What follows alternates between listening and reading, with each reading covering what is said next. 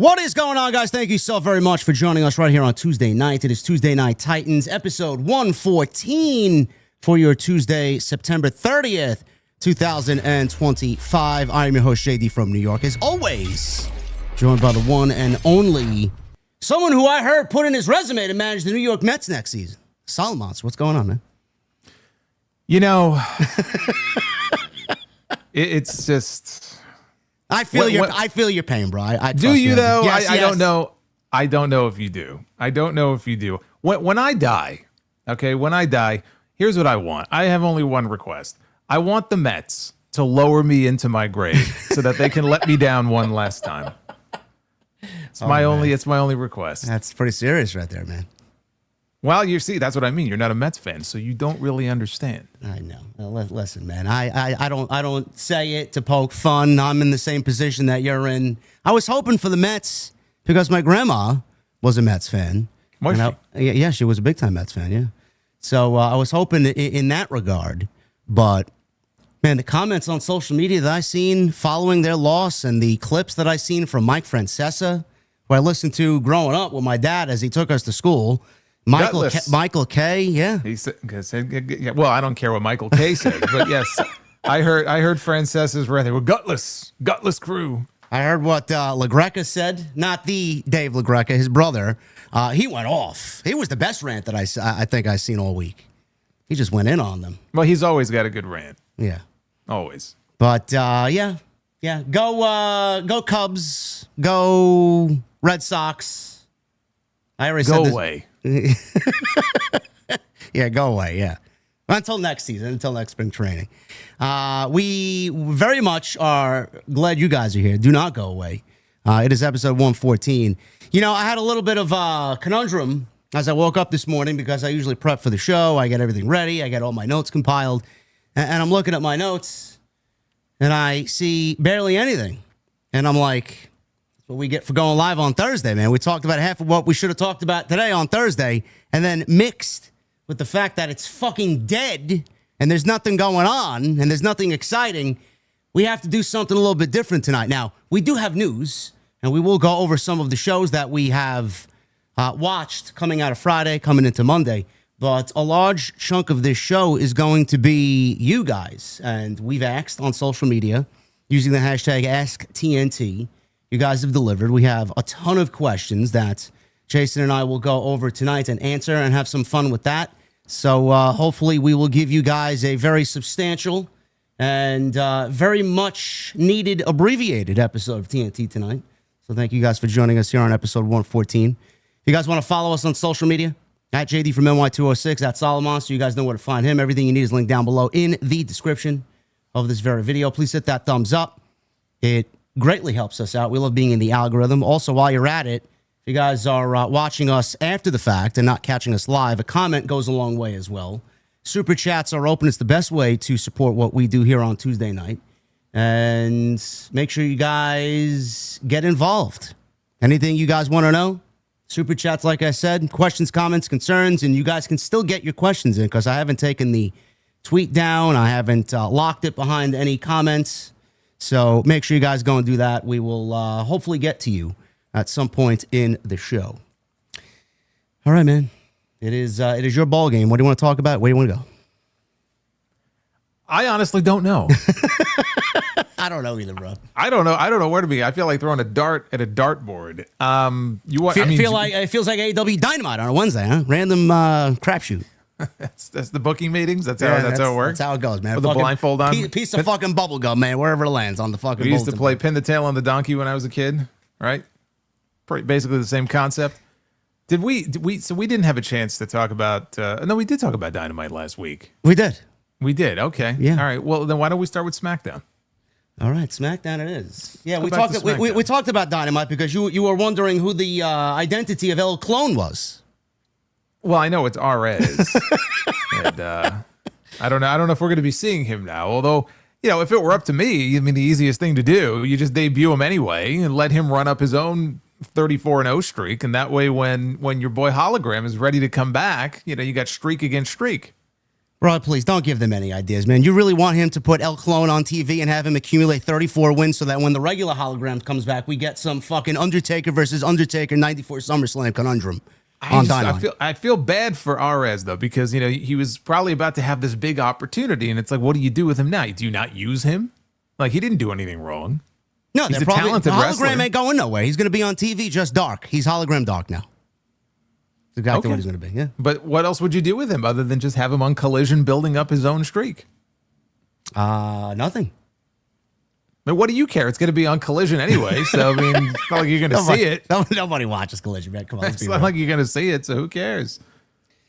Yeah, we'll get to Dynamite. We'll preview Dynamite on Wednesday. It's the 6-year anniversary show, and I'm sure we'll have a lot to say about that. But as far as SmackDown goes, not much happened. It wasn't an overly offensive show, but typically with these SmackDown shows on Friday, they love to borrow from the other show so that they can make their show on Friday feel a little bit more important because the existing roster that they have right now is fucking garbage, and the show is completely just lackluster in every aspect. But we got Paul Heyman, Braun Breaker, and Bronson Reed opening the show with Cody Rhodes.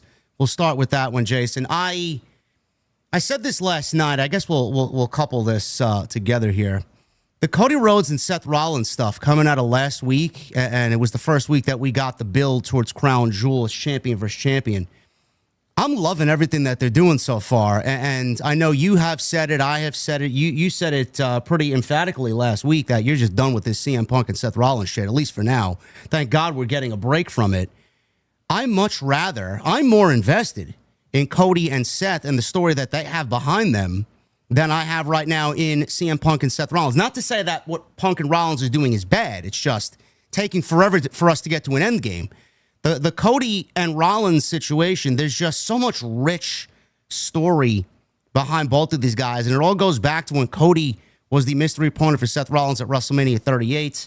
And we seen him be the Shield for Cody at WrestleMania 40. And now we are where we are with both of these guys at the top of their respective shows. How you feeling about how they're handling this so far, including the segment on Friday where we got the Vision basically showing up on a show that isn't their own, and Cody going to bat only for Randy Orton to really stick up for him? What'd you think of that opening segment? I think they're really doing a great job so far with the minimal weeks that we have building towards Crown Jewel. Well, I personally don't really care about the actual Crown Jewel titles. Like, the titles themselves don't mean anything to me. They got the big gaudy belts and they're fighting over them, and it's like, who cares? So what I like about this is that, like you said, there's a history there that they can draw on. So I'm more interested in following the story between them than I am, concerning myself over who actually wins the Crown Jewel Championship, because to me that just doesn't have any significance. So like the video package on Raw last night, I thought, it was well done, and they did a good job of documenting their first 3 matches and Cody being 3-0 against him. And I know I'm dipping into Raw here a little bit, but you see last night that they're taking it in kind of an interesting direction where they are very blatantly teasing potential issues maybe between Seth Rollins and Paul Heyman. That sort of thing I find more interesting than just having champion against champion. So I'm glad that they have that to draw on. Tiffany and Stephanie, they're going to have a match. They have no history to draw on. So I'm not as invested in that as I am this. So as far as the opening segment on SmackDown, we're seeing a lot of the Vision on both shows. We're going to see it again on SmackDown this Friday. That could become a bad thing if that becomes a regular thing where they're on both shows, a little too often. But Randy Orton being back and teaming up with Cody, that could lead to some interesting things. So I'm glad that they're kind of moving things along in that direction. I think coming out of this, there's some interesting, angles that they could go with it, coming out of the Crown Jewel show. Yeah, what Jason is alluding to is they've already signed a main event for Friday night. Nick Aldis showed up on social media today announcing Cody will team with Randy Orton against Braun Breaker and Bronson Reed. Now, that sounds like a fine match for SmackDown. SmackDown certainly needs some sort of excitement, so that very well could handle that, at least for Friday. But, yeah, I love the sub-stories. I mentioned it last night on my end. I love the fact that Cody's like a long-distance sniper in Call of Duty who just one-shot you. He's got these little quips. He's got these little one-liners and these things that just are going to like a parasite just sit on Rollins, and he's going to fester. It's going to fester, and he's going to sit with it. He's looking at the watch. He's wondering what the symbolism of the watch is, why Cody gave him the watch. And then Cody is obviously going to throw the fact that Rollins hasn't beat him in 3 matches, and this is their 4th match. He's alluded to every one of their matches. He's wrestled all on his own. He's lost all on his own. Now he's got his goons. Are they going to show up in Perth? Or is it going to be more of the same that we've already gone out there and done the first 3 times? So a lot of that is really kind of bothering Rollins. And then as of last night, he's in the back right before the main event, and he says to Paul Heyman, I got to beat him. I got to beat him, Paul. And Paul Heyman's like, yeah, you are. You're the architect, or whatever the fuck he said. And Rollins is like, no, Paul, you don't understand. I got to beat him. So it's obviously bothering Rollins that he hasn't beaten Cody. Rollins always believed that he was the man.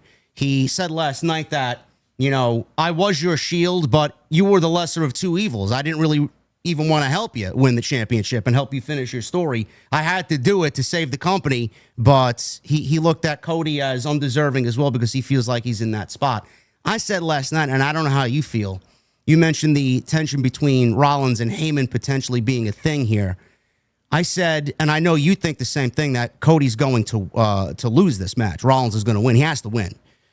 I think Brock Lesnar gets involved. I think because Rollins doesn't trust Rollins to get the job done, that the insurance policy in Brock Lesnar is going to ensure that he gets the victory, and that's going to lead to further dissension.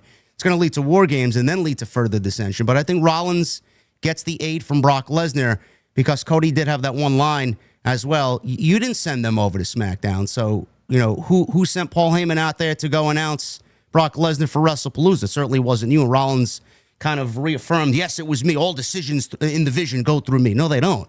So Paul Heyman's going to make a decision for the Vision again in Perth, and I think Lesnar's going to show up. What do you think about that? I find it hard to believe that Brock Lesnar is going to fly all the way to Australia just to do that. I mean, you're asking a lot. I know. I don't see him on that show. It would make sense, I think, for the story they seem to be telling. Or maybe McIntyre. McIntyre may be in the building. Well, I'm sure he's probably going to be wrestling Jacob Fatu on that show. So, I mean, he'll be there. I don't see Brock showing up on the show unannounced just to do that. I don't see it happening there. Maybe Brock will show up on, one of the episodes of TV, him at Crown Jewel. I don't know that I see that. But again, the story potential here coming out of this is intriguing. And then, of course, that leads directly into War Games, and then who populates the War Games teams at Survivor Series. So they're very fortunate. And I don't know if this was the idea when they first put these 2 guys together 3 years ago, where it's like, you know what, we'll have Cody win all these matches because then we can circle back around to it at some point. But here we are now 3 years later, and they're able to circle back around to this, and they have some history, to play off of. So that's a plus. Yeah, we'll get into who the potential War Games teams could be, because it certainly got interested at the end of Monday Night Raw with Roman Reigns being back, and then poor Jimmy Uso in the background, kind of looking a little confused as to what was going on with his own family. So that is the Cody stuff with Seth Rollins. Really good stuff as far as a 3-week build, and the history that they have accumulated so far is definitely showing, and it's making for a much more interesting match than we've seen for both world championships in 2025. McIntyre, Jason mentioned Jacob Fatu potentially wrestling Drew McIntyre at this Crown Jewel show next weekend. McIntyre came out and was making excuses, but to me, he wasn't really making excuses. The referee did really get in his way at WrestlePalooza and stopped him from putting Cody through the table once again. McIntyre claimed that the referee was being paid off by Cody Rhodes and that this is the Cody Rhodes show. He's out there in a walking boot, and he claimed that he's got his own medical team, and he's afraid that the medical team backstage is Cody's medical team, and he's really going conspiracy theorist here.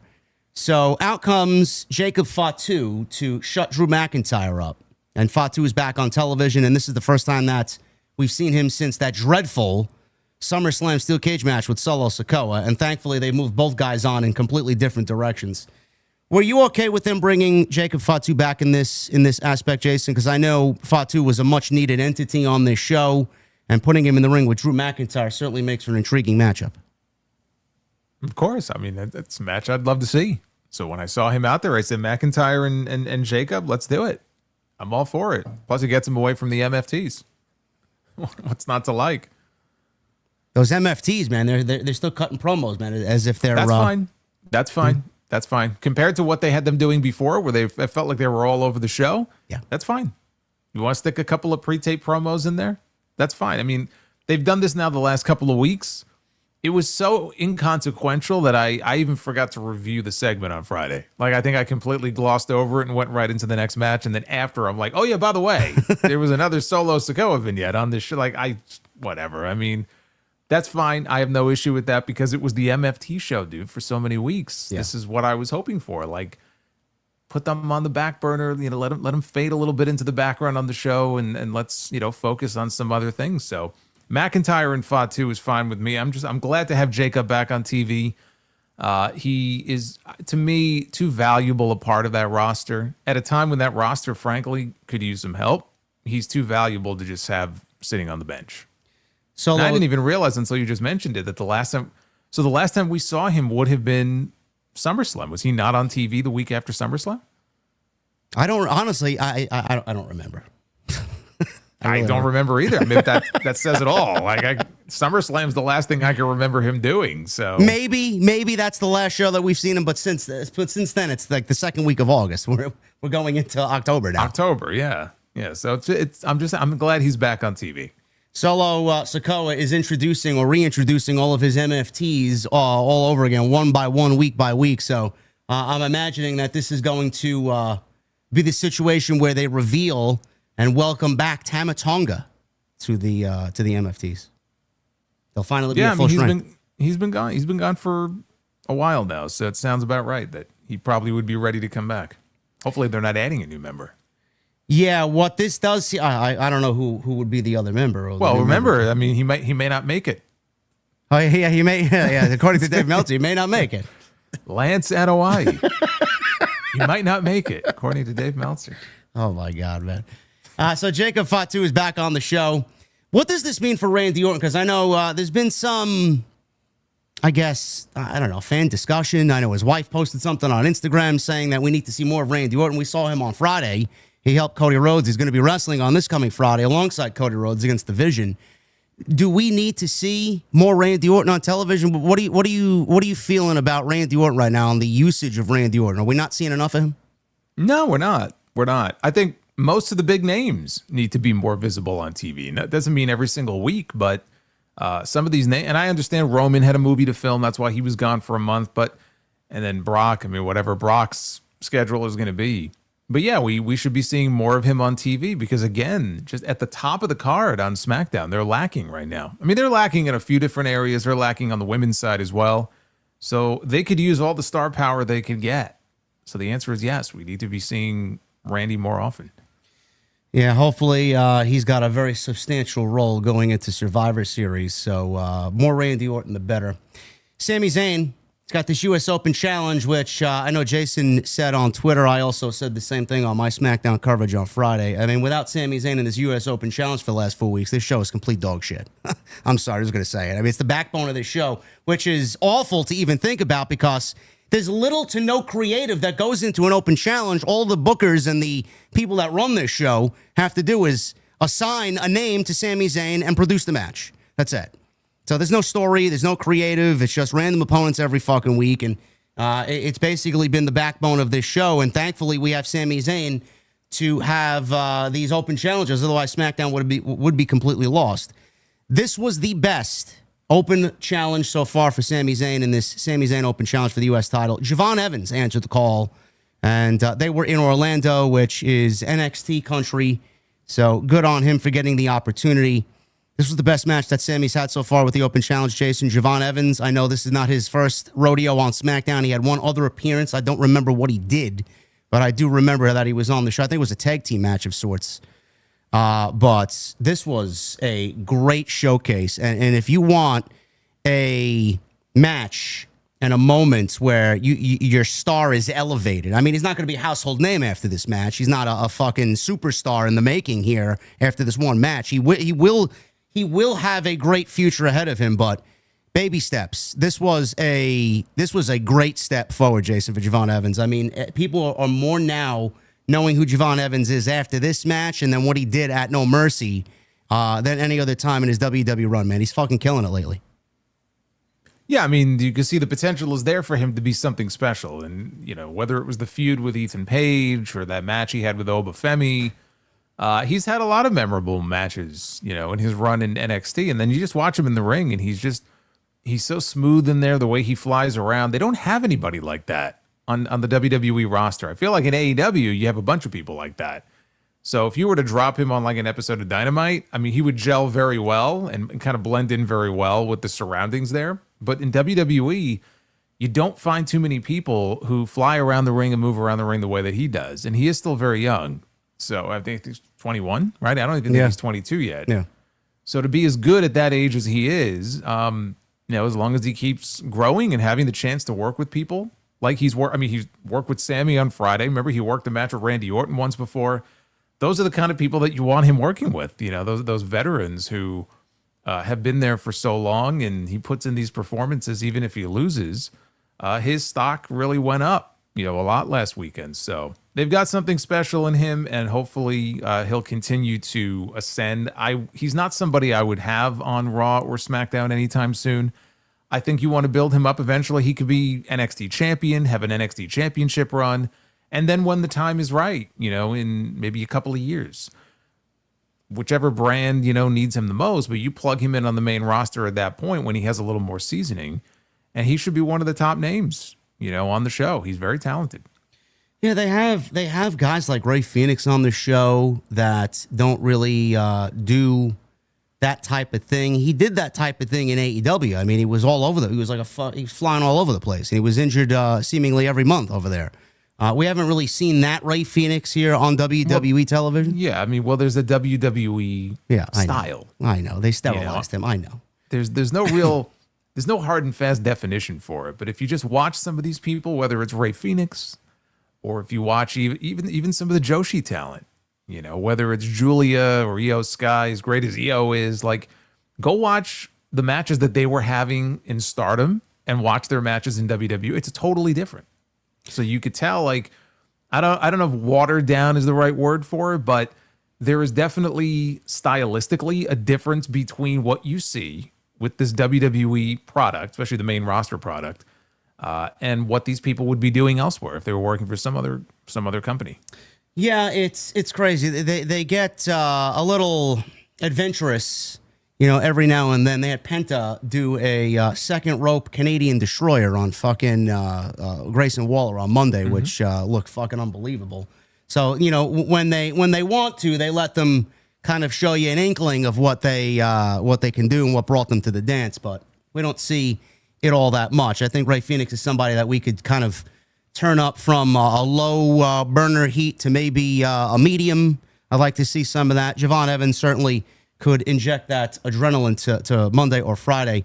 They had that in Ricochet, and then he went to AEW. He hasn't really done anything too crazy that I expected him to do, but he's more of the same over there. And a lot of that is when he was in WWE, he was different. You know, you didn't really see that during that time period. Now you're seeing guys like Javon Evans and Ray Phoenix and Penta could do that type of thing. So it's a little bit more of a commonality here. You know, Ricochet went over there, and I usually say it all the time. It's like they got fucking 16 Ricochets over there. It's like everybody's doing what he does. So what makes him special? At least if they let these guys do that, you know, they could separate themselves and kind of separate themselves in the pack and be, you know, their own person. I wish WWE would understand that, but they don't. No, well, I mean, the smart thing with Ricochet, though, is, and I think he probably knows that. I mean, there's a lot more that he could do. He can kind of unleash in his matches. Just because you could do something doesn't mean that you should be doing it. The thing that Ricochet was lacking in WWE was a character or a personality. So going heel in AEW is honestly the best thing for him because he's very good at being the annoying heel. Whether you think it's the right kind of heat he gets sometimes or the wrong kind of heat, he definitely, character-wise, you know, what he's doing in AEW is better than what he was doing in WWE, which really wasn't much of anything other than going out there as a babyface and just having wrestling matches. And then occasionally they would let him cut a promo. And remember that one promo? There's one promo of Ricochet's in WWE that I remember. I know it's the one you're going to mention. I know. And it wasn't good for Ricochet. Okay, he was completely emasculated in the middle of the ring, and that was it. Is that the one with Drew McIntyre and Baron Corbin? He's like, what was it like? You guys don't stop talking. What was the exact quote? Do you remember what it was? I think it's along the lines of, you guys just don't stop, something along those lines. And then Drew McIntyre said, well, then shut up. Yeah, but like the way he said it, and then Ricochet just shut up. And I'm like, all right, a piece of him died that night on TV. So in AEW, at least there, as compared to what he was doing in WWE, it is a step up from what was happening before. So yeah, Javon Evans really had a great showcase on Friday, and Sami Zayn, who he has on Friday this coming week, I don't know. We'll get into that discussion because I feel like with the loss to Ricky Starks, I think one Oba Femi is prime and ready for a Friday Night SmackDown debut. I don't know when, but there it is. I didn't come here to talk. Oh yeah, then shut up. Okay. Oh so man, and Baron Corbin just snickering in the background like you fucking geek. Yeah. Oh, that was great. Poor Ricochet, man. Anyway, poor Jake Cargill, man. Holy shit, with this match on Friday. I was not a fan of the match. I thought this was a train wreck. It was so bad you couldn't look away, but WWE's got really nothing else to do as far as the Women's Championship is concerned until Bianca Belair comes back. And Jade Cargill and Nia Jax right now are the only women on that show that can factor into what they need to do for Tiffany Stratton right now. Thank God they got Stephanie in Perth for this Crown Jewel stuff. It's at least a momentary break from the trash that we see on Friday night. But man, this match and then the ending is all people were talking about, really. Jade got shoved into the steps. I don't know what happened in regards to just that spot. I don't know. Maybe you saw it differently. The way that I looked at, I watched this clip at least 3 or 4 different times. Nia Jax, the way that she shoved Jade, bro, it didn't even look like Nia shoved her all that hard. It looked like Jade didn't really get her hands up in time to block the blow of the steps, and then she went in head first, and you saw her Instagram, I'm sure. Man, this gash was fucking some of the nastiest shit I think I've seen all year. I mean, I hate to say it, but dude, it looked like she had a vagina right in between her eyes. It was crazy, like just open, like, felt like you want to stick a quarter in there and play a game. It's God. Really, really brutal. If you didn't, it was brutal enough that on Instagram they actually put a sensitivity warning on there before you can click onto the photo. Yep. And of all the places, I literally right in between the eyes, like right on her eyebrow. So yeah, it was a very nasty gash. The way I look at it, and this is what I said on my end, is that if you're going to blame anybody, there's blame to go around, because you could say, well, Nia shoved her too hard and they were too close to the steps. So there wasn't, usually when you do that, there's a certain amount of distance between the wrestler and the steps when the initial shove happens. There wasn't a lot of space there. So you could argue that that was, something they should have been a little more cognizant of, but also Jade, didn't get her hands up. It's one of those things where it's kind of a wash. Shit happens. I don't think there's a lot of blame to go on one party over the other. Obviously, people are going to mention Nia Jax and her history of, being in matches where people got hurt, which was going on, a number of times during her first run. You really haven't heard anything like that recently. But yeah, so the injury happens, and evidently this is where the match really begins to fall apart. But it wasn't just Jade getting hurt. It was everything that followed that, because once they got back in the ring and Jade hit her Eye of the Storm and she covers Nia Jax, the second thing that happened is that Tiffany was supposed to break up the pin and she was late. Yeah. So Nia could see this, and Nia kicks out. She gets her shoulder up, and then Tiffany comes flying in with this shotgun drop kick. Jade rolls out of the ring. Now remember, Nia kicked out. So Tiffany is going to just cover Nia and pin her, which is kind of silly. Yeah, it don't even make sense if that happens. It doesn't, but that was apparently going to be the finish. And then the referee counts 1 and the referee counts 2, and the referee holds up her count. Now, there was talk about how when Jade got hurt, plans changed as far as what they were going to do to get to the finish. I have no idea how things were supposed to be changed, if at all, if that's true. It didn't change the outcome of the match. Tiffany was always going to win. But it was so bad. Holding up the count. I don't know if she was just confused. Maybe she was being fed stuff in her ear, because they have the earpieces in. So it made the referee look horrible. The wrestlers, of course, are like, what the fuck? They're totally confused. The crowd just died. Dude, it was dead silent when she held up that count. Yep. And that was it. I mean, it just fell off a cliff. And then Tiffany did the only thing that she could do, which is just go up and hit your finish. So she hit the moonsault and she pinned Nia, but it was just a complete disaster. Those last few minutes, it just fell off a cliff. Yeah, the moonsault came too many seconds later. I mean, this is a product of WWE micromanaging, and if you watch on Reel, you see the fucking. It's like an ant farm backstage. I mean, you got so many people saying this and this, and you got to go here, you got to cut this out. I mean, I don't understand the micromanaging of everything you see. There was a clear loss of communication somewhere, and it goes to. And I don't want to place blame on anybody. It's just the inexperience of the referee and the inexperience, possibly of Tiffany Stratton. If Tiffany was of a veteran presence and not 4 years in the game here, 2 years on the main roster, she was late making the cover like we've already documented, number one. Nia had to kick out. So it would not have made any sense whatsoever if she went to go cover Nia after that late spot and just pin Nia Jax 1, 2, 3 because Nia had already kicked out. So if Tiffany was of right mind, she would have, or maybe heard something from the referee, drag Nia over to the corner, go up, and go right to the finish and just hit your moonsault and then pin Nia 1, 2, 3. Instead, she goes right for the cover after Nia basically kicked out of Eye of the Storm because you were late showing up. So it's like, where's the communication there? Well, but again, also, they're on live TV, and they're probably being told, hey, we got 90 seconds. Yeah, that too. 2 minutes left in the show. And Tiffany doesn't have a ton of experience, so I'm sure there's a certain level of panic that begins to set in. And so you're just looking to just get to the finish so you can get the match over because she knows that when the match is over, they're not going right off the air, right? Stephanie's coming out. You've got to leave time for them to go face to face. So it's just a bad situation. And it's one of those things where, one thing happens, like dominoes falling, one bad thing happens and everything else just sort of falls apart. Again, I also didn't think it was a great match up until that point. It was kind of a mess. The finish was a complete mess, but it didn't change the outcome. No. I mean, I think we figured Tiffany was winning, and she was obviously the right choice to win that match and go on to Crown Jewel. So we end up going, to the same place we would have gone to regardless. Yeah, we definitely got the right outcome. That's the most important thing. Tiffany Stratton wins. She gets Stephanie Vicaire at Crown Jewel.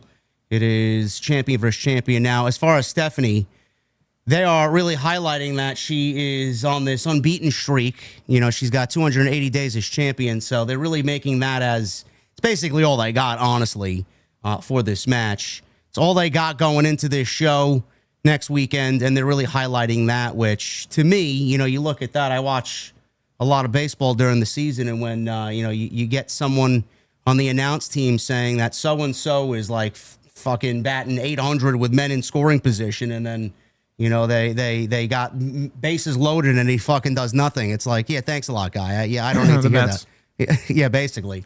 So that's what they're doing here. They're setting up that Tiffany is undefeated here for the entire year going into Perth, and she's taking that streak into Perth against Stephanie Vicaire, who I think, and I'm sure Jason thinks, is going to win and should win, and they're going to give Stephanie a huge run this year. So I think that comes to an end in Australia for sure. Yeah, and again, I mean, it's two strong matches. I don't care for the titles. I mean, they don't mean anything to me. But as far as the matches themselves, two strong matches there to headline the show. They have really a third match that arguably is also one of the headliners. That's honestly the match I'm looking forward to the most. But as far as the Crown Jewel matches, I mean, we have the fields set. It's the belts and I guess the ring, right? You get a ring too because you don't get to carry the belt all year. Can you imagine having to travel the whole year carrying that belt around? Well, what did Triple H say? There's 50 carats of diamonds and jewels in that? That belt last year was almost as big as Liv Morgan, and she was trying to like hold it up, but I thought it was going to weigh her down. Like that's how heavy and how large that belt is. So I know they lock it away in Saudi, for the year, and then they give you the rings. And what I love about it is we didn't even see these rings until last week when Cody showed up and he's like looking at the ring on his finger. I'm like, dude, I haven't seen that ring on your finger all year. Yeah. But we only hear about it now that it's Crown Jewel time. So, I got the ring. But they don't make a big deal about it, in January. Yeah, at least MJF wears his ring most of the year, you know? He wears his ring most of the year. He uses it to win almost every fucking match for the last 6 years.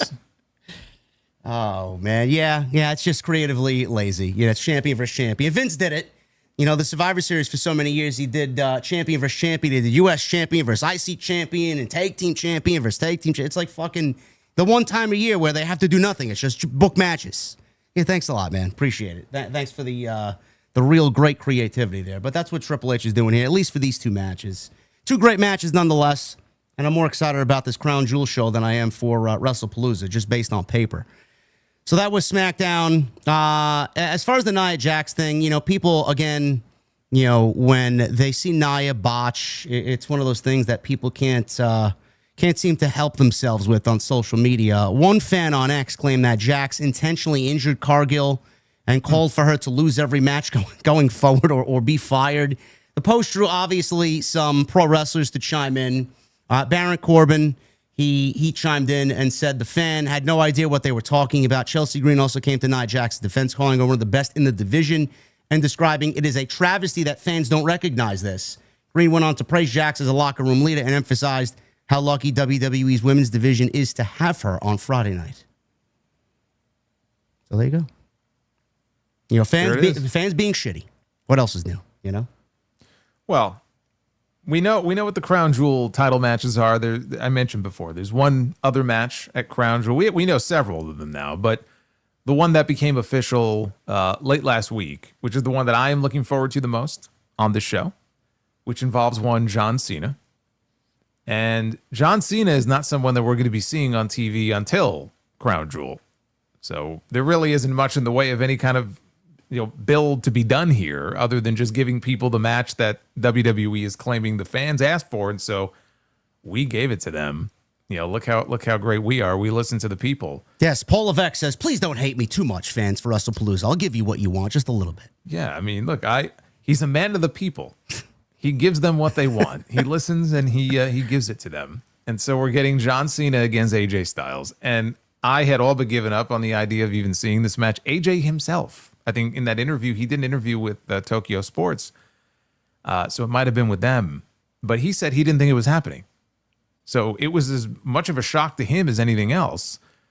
And we haven't seen them in the ring together since 2018. The last time we saw them in the ring was on an episode of Smackdown. But every time these two were in the ring together, whether it was TV or pay-per-view, there was just a certain chemistry there. And Cena had a certain chemistry with select opponents. AJ was one, Punk was another, Edge was another, where you just knew when they were in the ring together, you were going to get a great match.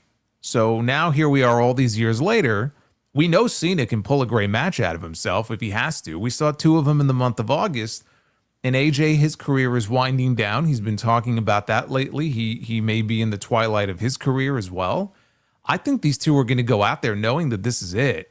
And they're going to knock it out of the park. And especially in front of that crowd in Perth. I think it's going to be a really, really special atmosphere for this match. So I'm very much looking forward to this. Yeah, I think they go 25 minutes. I don't know if it's going to be better than their Rumble match. I went back and watched that. Morrow on the call. Fucking great match that was. I miss him, and I miss that type of atmosphere. We may get more of that atmosphere, like Jason said, in Perth. So Cena Styles. I'm looking forward to that match just as much as I am Cody Seth. Those are the two big matches. Stephanie Vaquer, Tiffany Stratton. I don't know what else they plan to add. I know they added Rhea and Io versus Kyrie and Asuka, so that's 4. Yeah. So they added that. They added that, and I think it's pretty safe to say we're probably going to get Roman Reigns and Braun Breaker on that show. That's 5. That's one hell of a lineup right there. And we're not even we could get Drew McIntyre, Jacob Fatu. We could get, I don't know if it may be too late. Maybe Becky versus AJ Lee for the IC Championship. I don't know. Well, you could do a Sami Zayn U.S. title open challenge on that show. Yeah. So we'll see. So Crown Jewel is shaping up to be very, very good. It is an 8 a.m. start time. So if you guys are interested in that, that's coming up. And then they are going to remain in Australia the following Monday. So it's going to be an 8 a.m. Raw. Monday morning Raw. I don't know if I will be up to watch Monday Night Raw at 8 a.m. I will not be up at 8 a.m. to watch Monday Night Raw. I might start watching at 9 or 10, but no, I will not be up at 8 a.m. to watch Monday Night Raw. There you go. It's all over the place. They got 7 p.m. They're back to 8 p.m. next week. Then they're back to 7 p.m. It's like, I don't know what's going on. So it's all over the place. But yeah, well, there's talk that even, and I mean, nothing's confirmed yet, but there's talk that 7 p.m. start time could become, more permanent, at least for the duration of the NFL season. So we'll see if they go back to 7 o'clock. all right, I don't really mind it. I prefer the 8, but it is what it is. I just got to eat dinner an hour earlier. That's all it is. Minor inconvenience. But yeah, that was Friday Night SmackDown. That is Crown Jewel. As we go into Monday Night Raw, just a couple of news and notes coming out of Raw. Obviously, we talked about the Cody and Seth stuff. We won't go over that again. Really loving the build for that. Like I did mention, Rhea Ripley and Io Sky against Asuka and Kairi Sane is official for Crown Jewel. They kicked off Raw last night. The segment, all I'll say is the segment accomplished what it needed to, and that is the announcement of the match and getting us from where we were at the conclusion of last week's show going into Crown Jewel. So the match is now official. But I know I posted something very toasty online, because I love a good, let me ruffle some feathers tweet.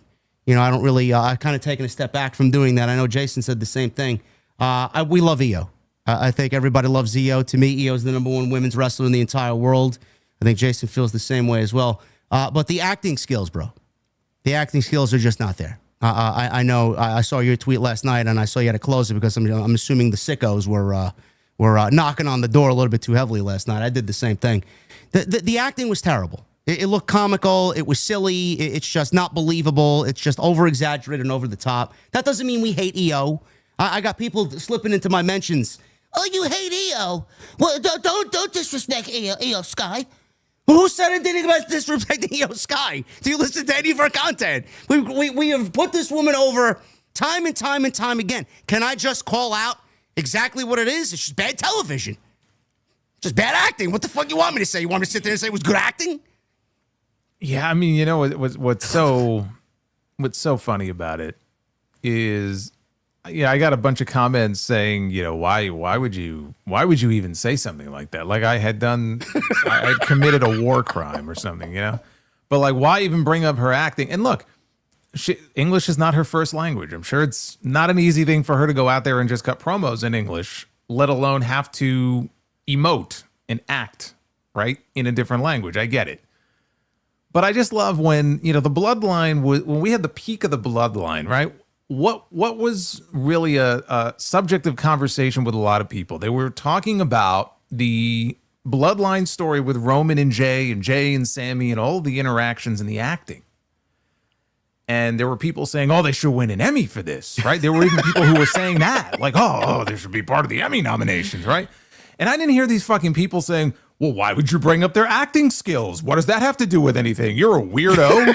It's a wrestling show. Why are you talking about their acting? No, of course, because people were praising their acting. But if you say something negative about it, oh, you're a fucking weirdo. Why would you even bring that up?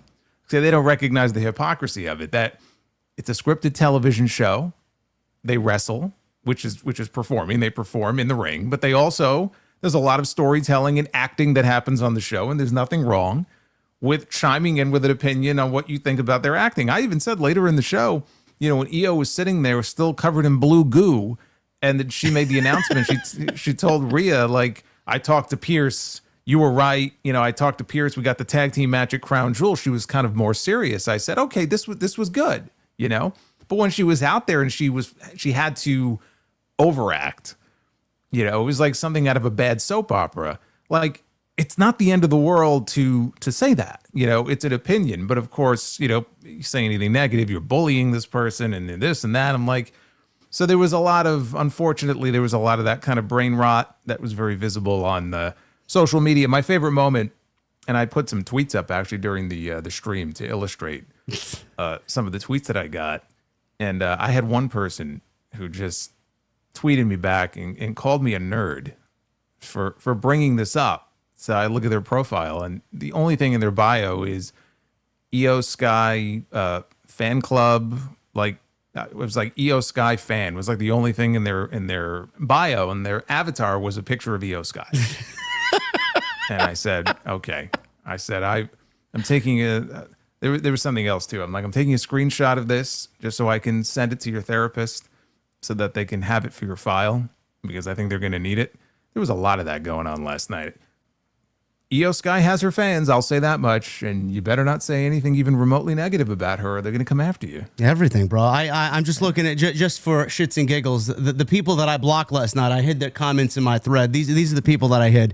One guy's got a Seth Rollins WWE Championship profile picture. This was back during the Vince era. Looks like 2018, 2019 Rollins.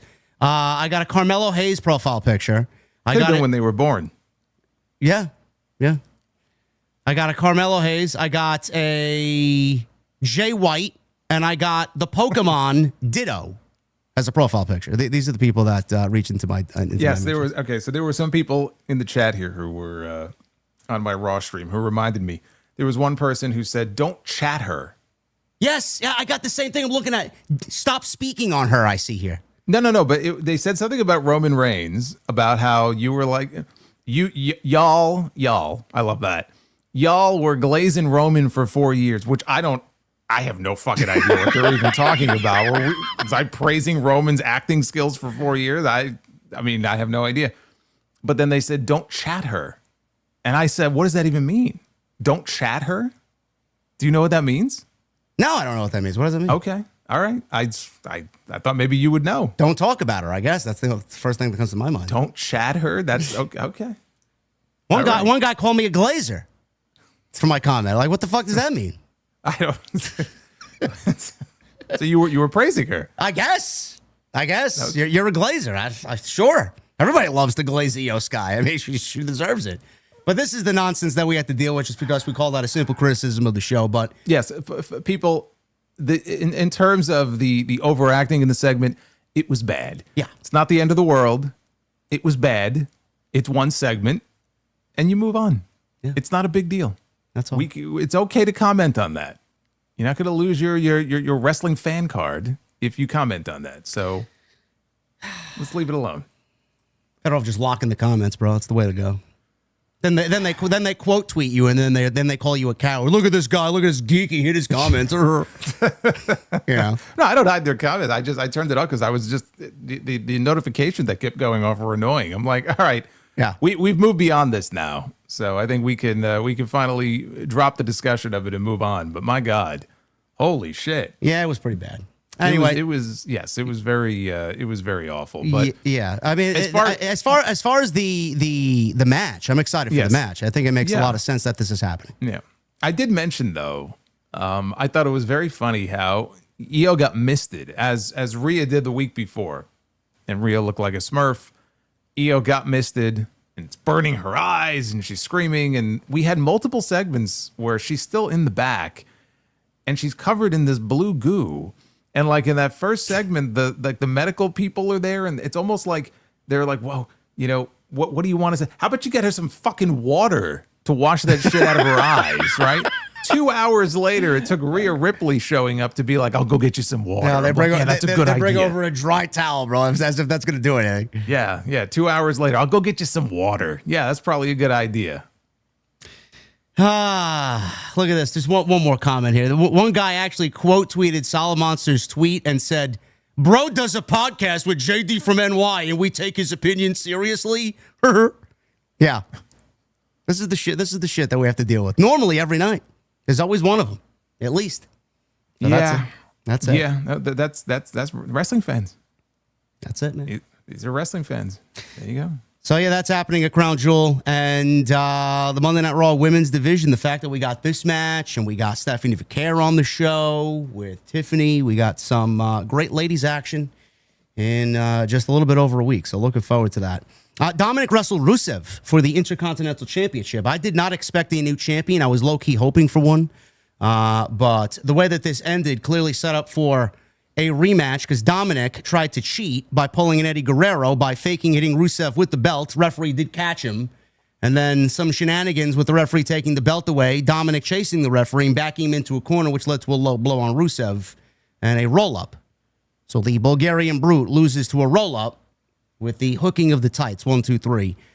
Dominic is majorly over, Jason. Is this a test run for Dominic being kicked out of the Judgment Day or leaving the Judgment Day and going on his own? And I'm talking about like when Liv Morgan comes back, maybe they still pair them together. Is this a test run for Dominic in life after the Judgment Day here? I mean, I don't know if it's a test run. I mean, he's got to defend his title, right? He's going to defend it against baby faces. He's going to defend it against heels. I think that they're definitely paying attention to the reactions. I don't know that they paired him up with Rusev in a match, though, as some sort of test. He's been getting these reactions for a while. Yeah, like if you watch Raw with a VPN and you see during some of the commercial breaks, they'll interview wrestlers up on the concourse. And I think they did it with Dom last night, too. But in the past, they've interviewed the Judgment Day. They've interviewed Dominic. And when like Byron Saxton brings him over, like he gets this huge babyface reaction. So it's not just when he's wrestling on these AAA shows. And obviously against Vikingo, he was wildly cheered. But this has been going on for a while now. So I don't look at it as an experiment so much as, you know, they're taking note of these reactions. And when Liv comes back, it will be very interesting to see if they go a different way with him.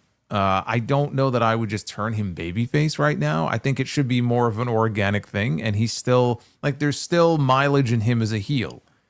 And I think there will come a time, and maybe it's next year, there will come a time where the fans are ready to fully embrace him in that role. And it could be, you know, that he gets kicked out of the Judgment Day by Finn, and maybe that's when it happens. But to me, that's not until much deeper into 2026. So I don't think it's anything that's imminent.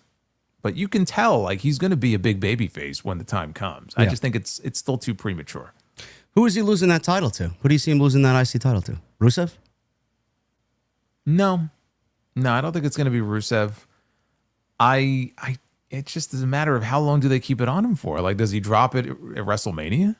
WrestleMania is going to be a year. If he makes it to WrestleMania, it'll be a year since he won the championship. Well, I'm assuming that we're setting up just because the setting in itself speaks volumes for Survivor Series weekend. I'm assuming that they'll have a AAA show that weekend, then they'll do Dominic versus Wright for the AAA Mega Championship. That's where they're going with that, aren't they?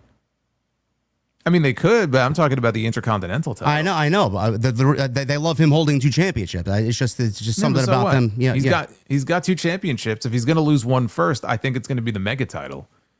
And then the IC title, he'll drop at some other time. I don't see him dropping the IC title yet. Him and Ray, Ray, if he's not medically cleared by now, he should be he probably is medically cleared. Yeah. I don't see him dropping the IC title just yet. And as far as to who, I don't think it's Rusev. I think, again, I would love for Sheamus to be reintroduced into the picture here. I think that comes later on. I don't know who that person would be, though. I don't know. I'm trying to think if maybe there's like a newer name on that Raw roster that would make more sense. And no, we're not dropping the title to John Cena either, if you're thinking that. No. Although I did float the idea of doing a match on TV with the two of them. I think you could definitely, do that maybe in Boston. They got Raw coming to Boston. They got Raw coming to the Garden. So if he wrestles on either one of those shows, they could do Cena and Dom on TV. But yeah, people have it in their head like, oh, he's one title away from the Triple Crown. I'm like, he doesn't give a shit about that. Like, who cares? You know what I mean? Like, he was WWE champion for like 5 or 6 months. He doesn't have to win the Intercontinental title. Hulk Hogan never won the Intercontinental title. I don't think people look, at Hulk Hogan's record and go, man, he was great, but, he never won that IC title from the Ultimate Warrior. Like, who cares?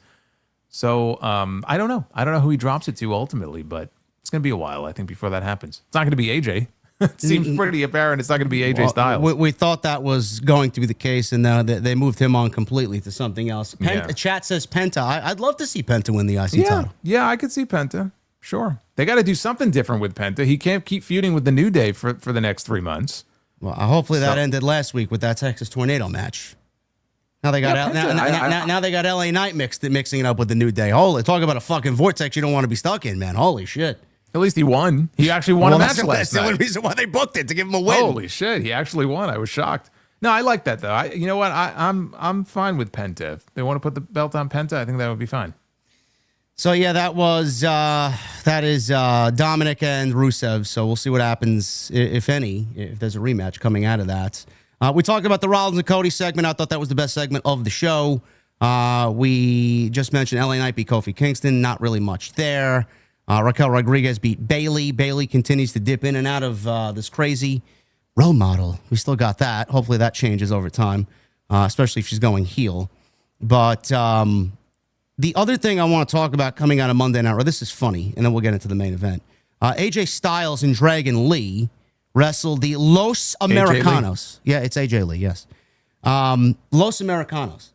So apparently, WWE now has trademarked these guys' names. It is now Rayo and Bravo. Rayo Americano and Bravo Americano. And then we got El Grande Americano. So we got this little faction here, Los Americanos. I don't know. Who's the other guy, man? I know that's definitely Tyler Bate in the blue.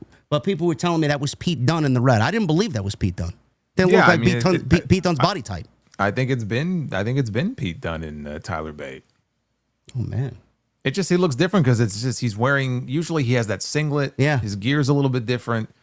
Maybe he's not as tan as he was before. So, but I'm pretty sure it was still Pete Dunne and Tyler Bate last night.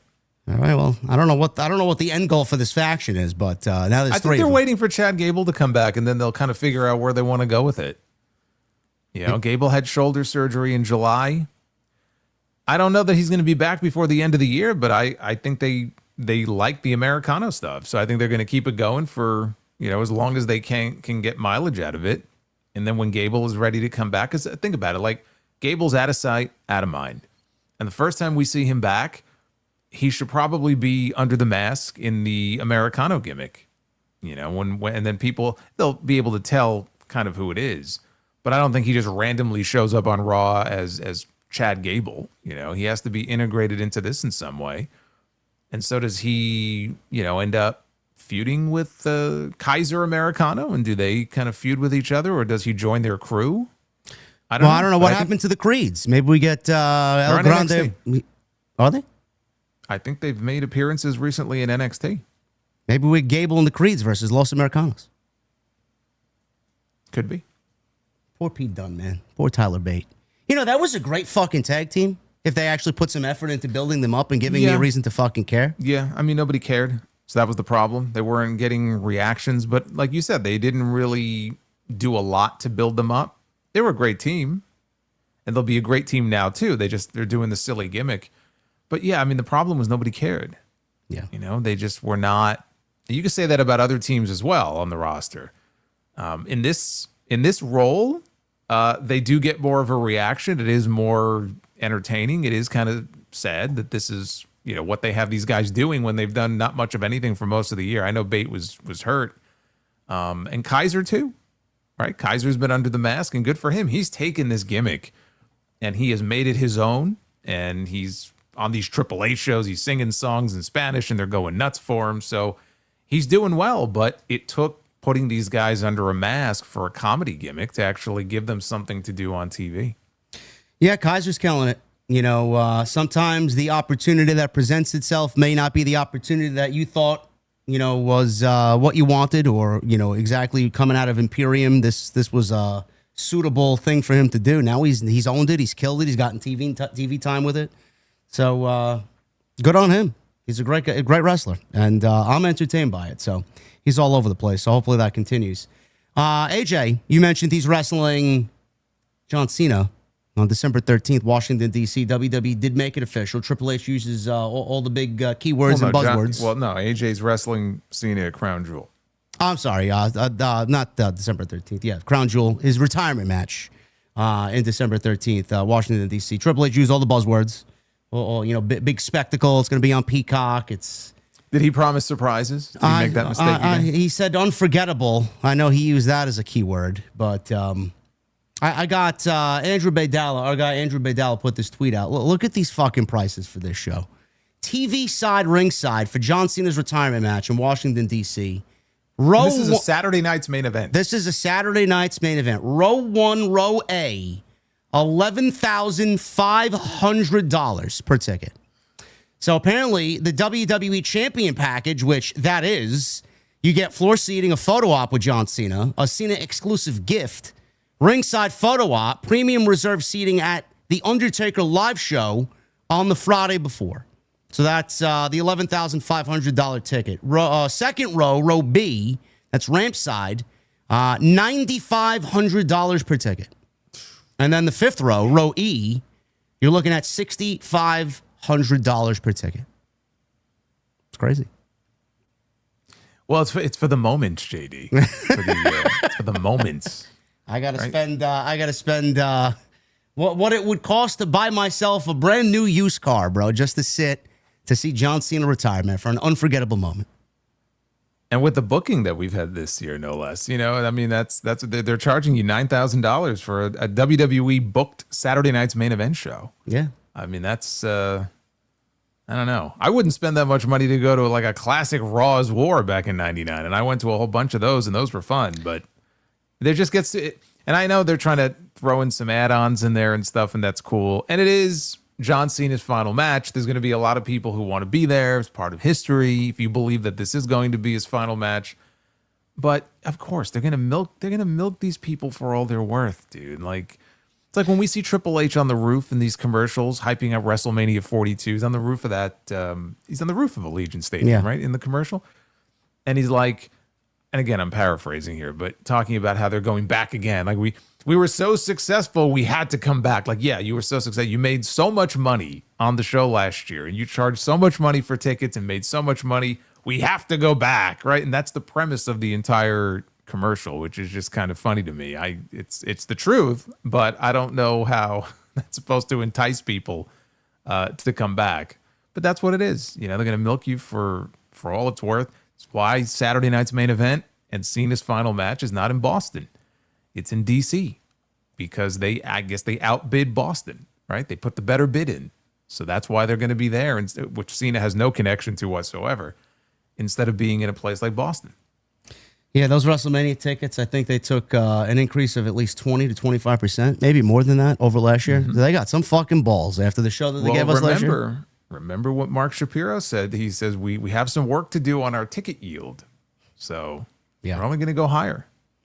We have to improve on what we did this year. I tell you, who's not going to be there? Neither one of us are going to be there. There'll be geeks that go out and spend the money to go watch John Cena live, front row, and spend $12,000, and there'll be people that spend the WrestleMania tickets. That's fine. Well, look, if you got it.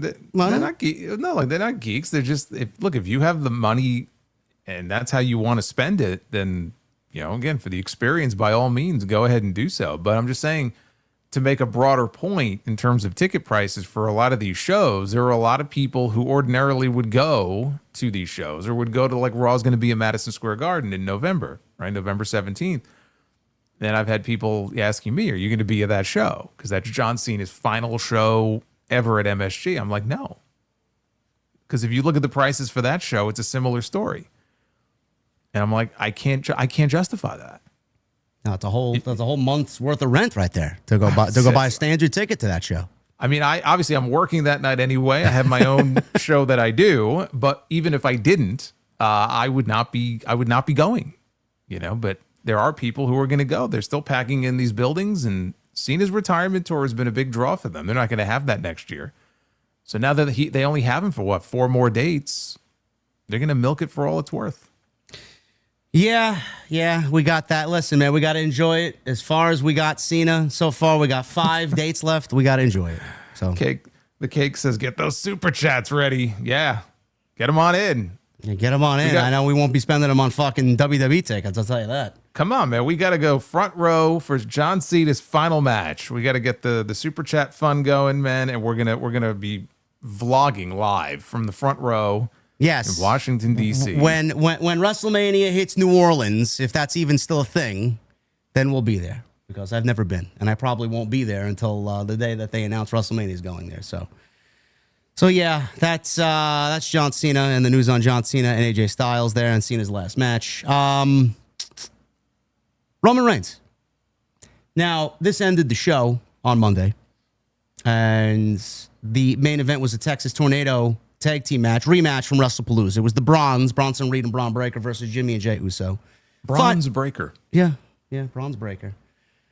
The match was fine. I didn't really care about the one at WrestlePalooza. I didn't really care about this one. It's the fucking Vision in the main event again. I can't take it. It's the same match. I know. Every single week. It's Well, fine. they took last week off. Let's be fair. They took last week off. Don't be a geek. I'm making a larger point here. Outside of last week, every single week, it is the same match. So they all sort of blend together. It's some combination of the Usos and the Bronze, or you throw LA Knight in there. LA Knight at this point has teamed up with Jey Uso. He's teamed up with Jimmy Uso. Now we have Jey Uso and Jimmy Uso. It's always the same two on the other side. And after a while, it's like the match is fine. There's nothing wrong with the match itself, but it's the same match. This time they said tornado. So that was the only difference. They had tornado rules for this match. But didn't we have a match a few weeks ago? Was it a singles match with Jey? It was some sort of no DQ type of match. This was only a few weeks ago, I think. Bro, the match at WrestlePalooza was a no DQ match. Yeah, but there was something on Raw where it had to be a tag match. Yeah, it was Braun Breaker and Jey Uso in a street fight. A street fight. Okay, yeah. This is what I mean. It's the same fucking match every week. And we had Roman Reigns return. And how many of those is he gonna have? I can't. Bro, I'm so desensitized to Roman Reigns with his music hits. I just sit there like, But they all go crazy. I mean, when they hit his music, everybody in the building, because I think there were people who were not expecting him to be there. So, of course, they were caught off guard. I don't know if he was advertised. I don't think he was. And so they go nuts for it. But, like, he's reaching Undertaker levels now with these returns. Like, how many Roman Reigns returns in the course of a year are we going to get? That's fine. Don't advertise him. It is what it is. I mean, they're selling tickets out anyway. I'm not without saying. him. No, I have no problem with them not advertising him. That's fine. I'm just saying, like, it's just comical to me. They do the same injury angle with him. He goes away, and then they hit his music, and it's like, oh, he's back. I'm like, yeah, he's back for like the 5th time this year. He's back. But he comes out. He's got the chair, and again, that's why I said before, based on what they did last night, it sure felt like they're setting up for Breaker and Reigns at Crown Jewel, since we already got Reigns and Bronson Reed. Yes, I hope that's the direction. So Roman Reigns did come back last night unannounced. He helped save the day here. So Reigns, his music hits, and the Vision's beating up the Usos. Reigns enters with the steel chair. He immediately cleared the ring. He threw Breaker out of the ring. He attacked Reed with multiple chair shots, eventually sending him over the barricade outside. Breaker tried to come back and get back at Roman Reigns, but Reigns struck him in the midsection with a chair. Usos take advantage of the interference. Jimmy landed a super kick. Jey followed up with a spear, and then both brothers hit the Uso splash, which looked awful, by the way, to finish the match, and they secured the pinfall victory. So after the match, Reigns continued to beat Breaker down with the chair, and then he turned his attention to Jey, offering a handshake. He exchanged some words of encouragement, and he's like, I told you this is what you need to do. You got to smash him. And he's just kind of being like a coach to a student type of deal. And in the background, all you see is Jimmy with this noticeable expression on his face. He's looking down. He's looking disgusted. He's shaking his head. Possible tension there between maybe Jimmy and Roman. Further tension between Jimmy and Jey. Obviously, at first glance, you see that they could be maybe getting the original OG Bloodline back together just in time for War Games. We don't know if that's the direction. More than likely, they will be in War Games against the Vision. So that's one scenario there. Secondly, I don't know if this is the direction that they may be going in, because we have gotten teases, Jason, over the course of a few weeks now. You know, Jimmy's told Jey, with the attitude that he's had, he's got this rougher exterior now. He's got this rougher edge. You know, you're answering me back and telling me what to do. I don't see no ulafala around your neck, Oos. You're not the tribal chief. So clearly we see Jey kind of turning into something, and he was on the phone last week with, now we know who, Roman Reigns, and Roman Reigns is guiding him. So I guess I'll start here with what you saw last night. My first inclination was War Games. That may be the case, but after War Games, we're going to start thinking about WrestleMania and Rumble season, WrestleMania season. Do you potentially see them going back to Jimmy and Jey again as a make good for what they did in their one-on-one match not too long ago at WrestleMania, just as a redo to kind of, because everybody knew it was a stinker. Do they want to do that all over again? Are they building tension between the brothers here? I'm sure they want to. I'm sure they would love to get a redo. I really hope not. Me too. No. I really hope not. Because the match doesn't interest me. But beyond that, yes, the first match was no good. And so I'm sure they would love to have a redo, because I think even they've acknowledged that they were not necessarily happy with the match that they had. So yes, I think they would want to redo it. Does that mean that they're kind of trending in that direction? I think it's too early to say. I mean, it's September. We're talking about April. I mean, nobody knows where the story ultimately is going to go. And I don't know what Jimmy and Jey, or Jey on his own, might do at WrestleMania if he's not involved with his brother.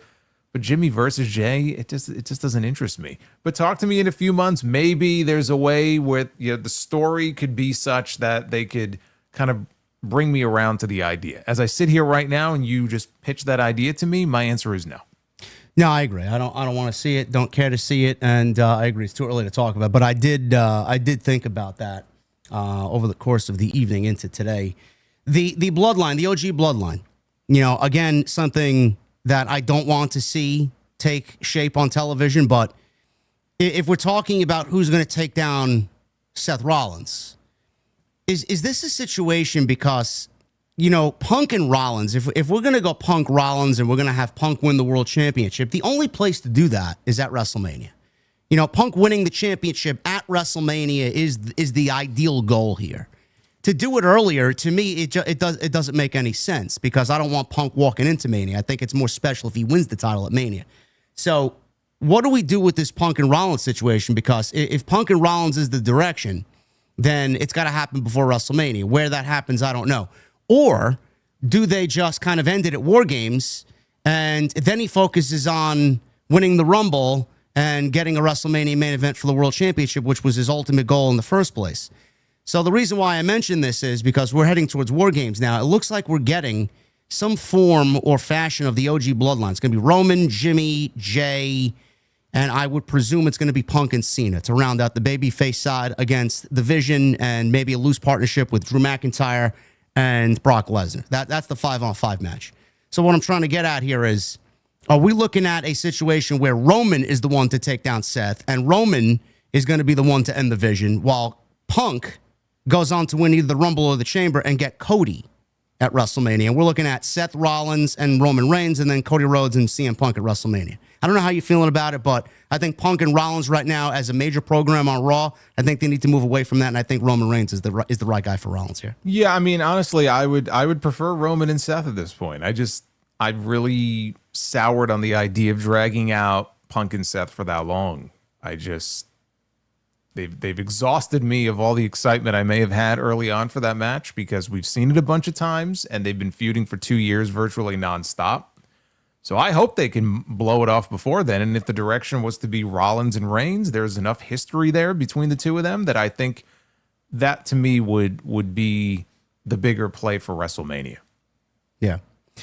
Yeah, so the ending was interesting. We got some tension between the brothers. Roman's back, and, when the bloodline really wants to ingrain themselves in some story, it's great story. I just wish that WWE would not languish on it and not wait and just fucking slow drip it like I'm waiting for a cup of coffee in the morning. I mean, you got to give me some progression week over week over week. We can't just go into next week with fucking rematches, no progression, and then wait, and then go into the following week, and then we get a little bit more and a little bit more. I'd like to see some progression play out, and hopefully that is the case here. But War Games could be the most star-studded War Games that WWE has had, as long as they've been using the gimmick this year in San Diego.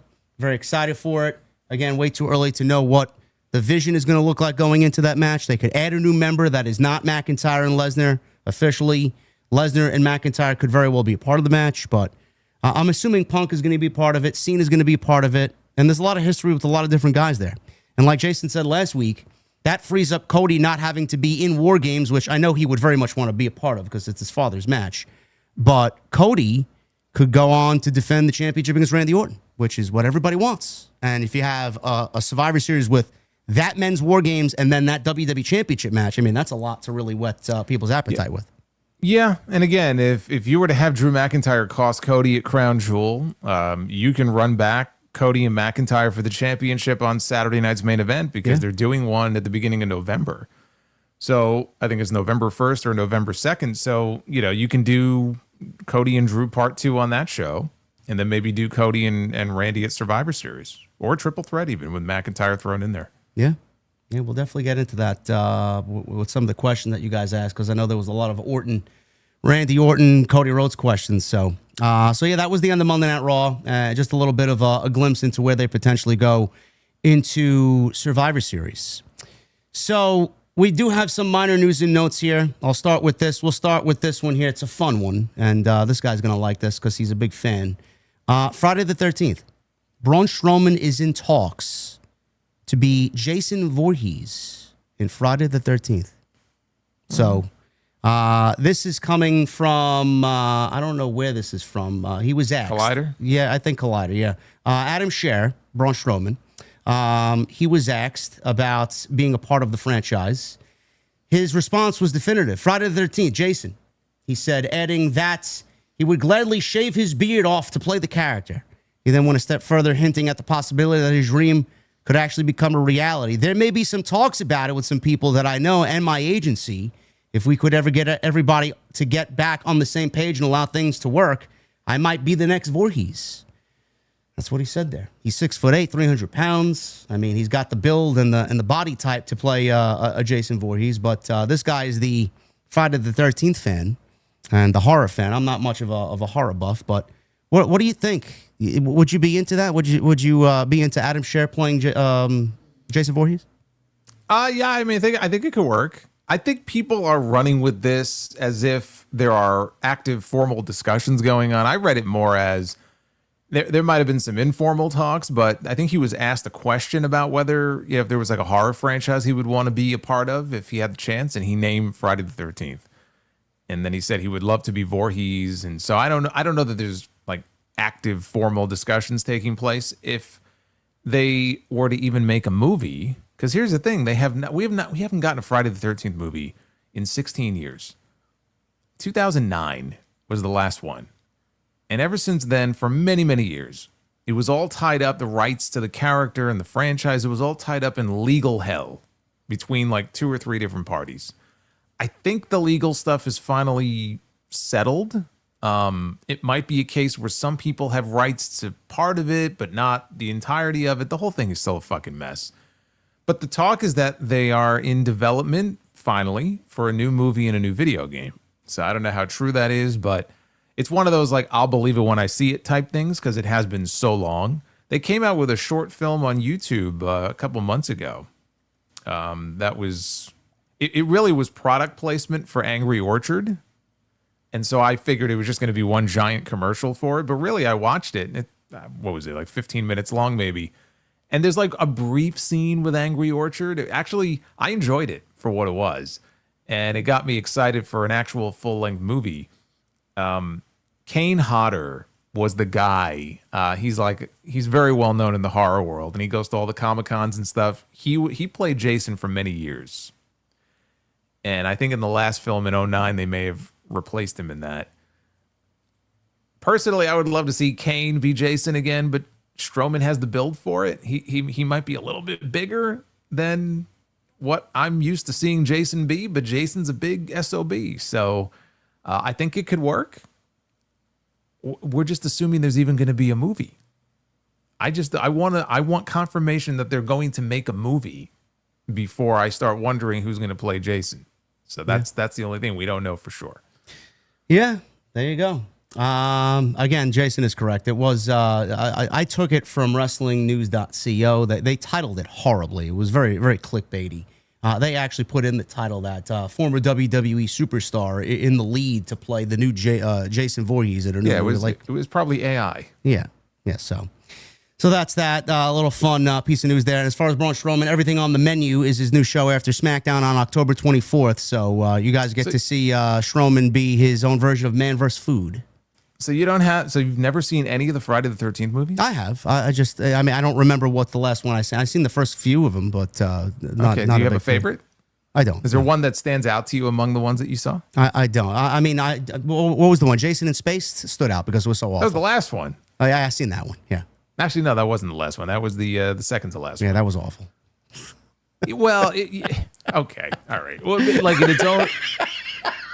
He's in fucking space, of It's course. like Jaws 3, bro. Have you ever seen Jaws 3? It's awful. I did see Jaws 3, and it is terrible. Jason X is better than Jaws 3. Yes, I will say that. Yes. Because at least with Jason X, you could have fun with it. Like, you just sort of embrace the foolishness of it. And I have to say, and I think there's a lot of people out there who agree with me on this, the best kill in the entire series actually comes from that movie. I'd have to go back and watch it. It's the liquid nitrogen scene.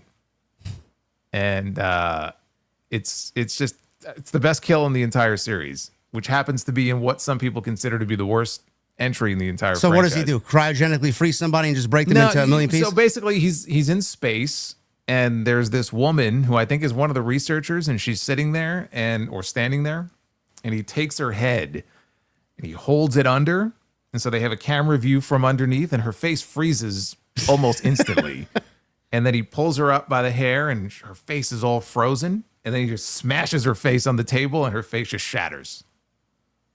Interesting. Like yeah, it was great. It was great. Like it was a very clever kill scene, because in these movies, that's how people judge them. You know, with Halloween movies and the Freddy movies, like the kill scenes. You know, the Saw traps. Like, what's the best Saw trap from the Saw movie? So yeah, I mean, that's unfortunate though. That's the one you remember out of all of them, but. Yeah, I'm partial to part guess, three. I guess if Voorhees was a character in Mortal Kombat, that would be a fatality. Yes, it would be. Yeah, it would be. It would be the best fatality in the game. So there you go. Strowman, Jason Voorhees, sound off in the comments if you guys want to see something like that. I guess we'll talk about No Mercy here. I watched half of No Mercy. I did not. I thought it was fuck me. I was out during the show, and I was watching some of the Mets games and some of the other playoff games. I think the Ryder Cup was on as well. I was at the bar having a couple of drinks. Got home around 8:30, so I picked up around that point. But I did see enough of the show to get the most important parts out of the way. The only matches I missed were the steel cage match between Jordan Grace and Blake Monroe, the former Mariah May. I missed the Javon Evans and Josh Briggs match, and I think I missed whatever came after that. I think the Ethan Page and Tavion Heights North American Championship match, I missed that. I caught from Lola Vice on. Lola Vice and JC Jane, who conveniently WWE spoiled who was the mystery attacker there. So they spoiled that on their website. But we'll get to that. Jason, did you watch the show? And if so, what did you think about it? I did. I watched most of it. I thought it was good. I enjoyed the main event.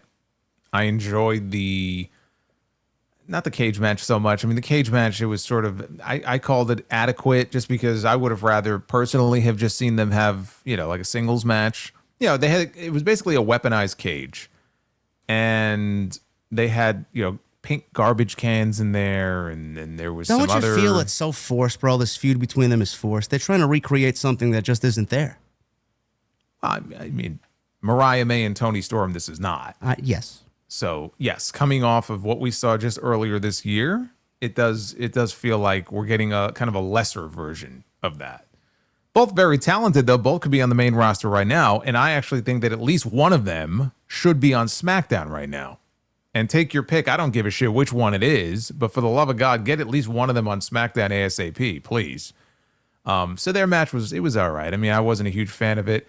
Tavion Heights is someone I look at. Everyone always talks about Oba Femi and, Braun Breaker and Jacob Fatu as guys they could see leading this company in the future and all the potential that, Javon Evans has.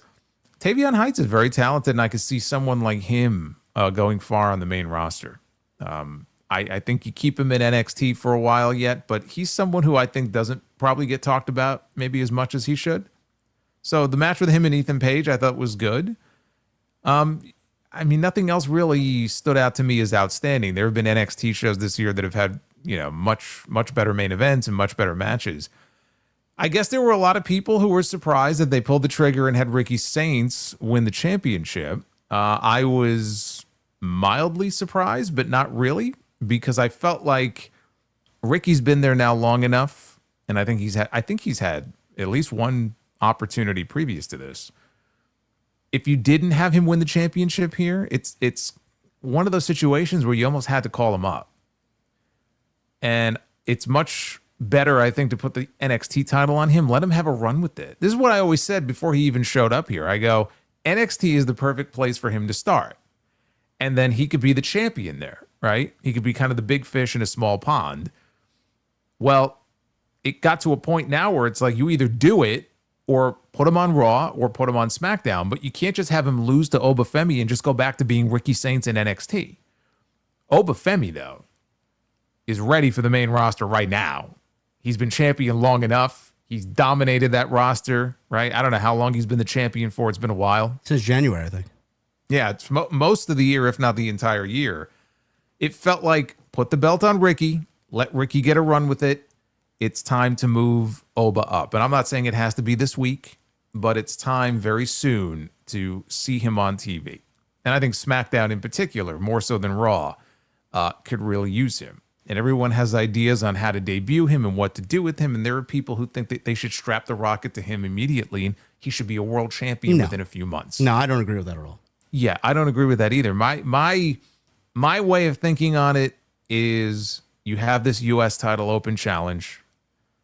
It doesn't have to be this week. It doesn't have to be next week. Plus, it looks like they're building to something with him and Nakamura anyway. But before long, Oba Femi should answer that open challenge one week. And he should go in there and just destroy Sami Zayn. I'm not saying it needs to be a 30-second squash, but just dominate and win the United States Championship in dominant fashion. Yep.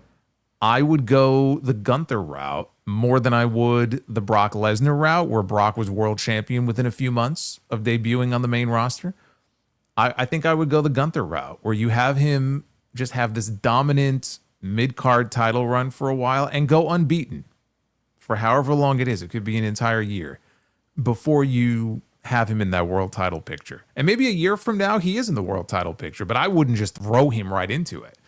I know people are sick and tired of seeing the same shit over and over again, but I don't want to run the risk of sacrificing him by debuting him, and it's kind of like too much too soon. He's someone that should be can't miss. You don't want to fumble him. So his booking is going to be very important when he does show up on TV, and I think taking a more measured but dominant approach is the way to go. That's what I would do with him. Yeah, I agree with everything you said. That's exactly how I was thinking as well. I think the Gunther blueprint is the perfect way to introduce someone like that. I mean, the guy looks like he is, I don't know, out of a fucking... he looks like a fucking comic book here, superhero. Well, when he makes his entrance and you just see that silhouette. Yeah. And he's standing there. He looks like the Incredible Hulk. I know. He looks fucking... He's got... I mean, he's very well spoken. He looks incredible. You know, I think a lot of people... I get the hype for Oba Femi. Trust me, I do. And I'm right there with you. I want to see it materialize into what you guys are already kind of picturing. I'm not there yet. I don't think Oba is ready for the main roster. And I use that loosely... as everybody thinks he is. Now, do I think he's ready for the main roster? Yes. But do I think that he's ready to immediately jump to the main roster and take down Gunther for a world championship? Or like Jason said, Brock Lesnar? No. No, there's stages to this. The Gunther blueprint is the perfect way to go. Sami Zayn, 5 to 8 minutes. Similar to the length that Braun Breaker destroyed Sami Zayn at SummerSlam last year. That's the way that you go.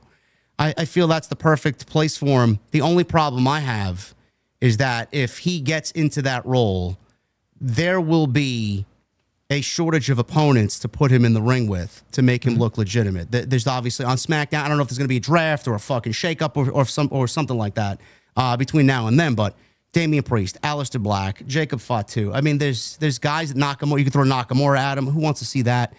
You could throw these guys at him, but after a while, it's going to get very dull very quickly. So you got to be creative with it. Now, I don't remember everything that they did with Gunther, but he held the championship for 666 days. I'm not looking for Oba Femi to hold the championship for 600 days with the United States title, but, you know, they got to be creative because, Jason, I feel like he's ready for the main roster, but he's not going to be putting on matches like a Gunther. He's not going to be putting on those types of matches. I don't think he's ready in that sense, but he's absolutely ready for the next stage, wherever that may be. No, I mean, I wouldn't say that. I mean, his matches... His big matches anyway in NXT have all been very good. I'm even thinking back earlier this year to that match that he had with Moose, at the Roadblock show. And then he had the match with Javon Evans. And I mean, you can go down the list. He had some weaker opponents in there. And then there might have been a couple of matches I didn't see. I don't have an issue with his matches. I think his matches are fine, especially for a bigger guy. There are some big guys that, their style is such that I kind of find their offense boring, and I don't find their matches terribly entertaining. But that's not the case with Oba. I think that he'll fit in well as far as match-wise. I think he'll fit in just fine on the main roster. I just come back to the point of just you don't want to do too much too soon. So then there's the issue of Triple H. And does Triple H view him in the same way that Shawn Michaels clearly sees him? It's like Shawn Michaels is clearly a big JC Jane fan. Clearly. Do I think that, Triple H is going to be as big of a JC Jane fan as Shawn Michaels? Probably not. I just don't, like you mentioned Lola Vice against JC Jane. Lola Vice to me is going to be a star on the main roster. JC Jane is more of a question mark. I hope it works out for her. I don't see it in the same way that Shawn Michaels sees it. I don't know if Triple H sees it the same way and shares that view. People like to, make comments about Triple H and the way he books certain talents on the main roster. Oh, I worry about Oba. I worry about Oba too, but I worry about Oba more just in terms of the booking itself. But he's someone who should be a can't-miss prospect. And if they misfire with him, as far as I'm concerned, that's all on them. Because this guy should be a slam dunk, main eventer for years to come once they establish him on that main roster. You don't have too many people on that roster who look like him. And he checks all the boxes, promos are very important. He can cut a promo. He's not tentative when he's on the mic or anything. He's certainly believable. No, he's got a commanding voice, I'll tell you that. He's got a commanding voice, he's got a commanding presence, he's very intimidating. He is somebody that if you were standing across the ring from him, you'd probably shit yourself, right? There are a few people like that on the main roster, probably a Brock Lesnar being, chief among them. And he's right in that same camp, he fits the bill, he plays the part. So the booking is going to be very important. I'm not worried about his matches. I'm just worried about, like you said, do they have enough competition for him? Smackdown is kind of a desert at this point. You see the tumbleweed fly by. So they need some kind of shake up fast. That's why it's kind of it goes both ways because I still feel like SmackDown needs him, but then he's going to need them to step up and provide him with the right opponents. Yeah. So whether it's a draft or a shakeup or the transfer portal or whatever it is, they have to do their part. They have to do their part and step up and make sure that they give him every opportunity to succeed because he can make them a lot of money. Yeah. The match with Ricky Saints, it wasn't, I didn't think it was a great match. It did what it needed to do. I think Ricky himself is great. I think Oba is great. I wasn't really blown away by the performance of either guy. But a lot of people, I've seen some fan criticism of Oba losing the championship. People thought that he lost the championship in unceremonious fashion to a DDT. Now, the DDT was the story of the match. Ricky Saints hit Oba with 4 DDTs. One on the table, 5 DDTs, two on the outside, 1 on the table and 1 on the floor. A lot of us, every single week, watch a Canadian Destroyer happen off the top rope and someone kicks out of the fucking 1.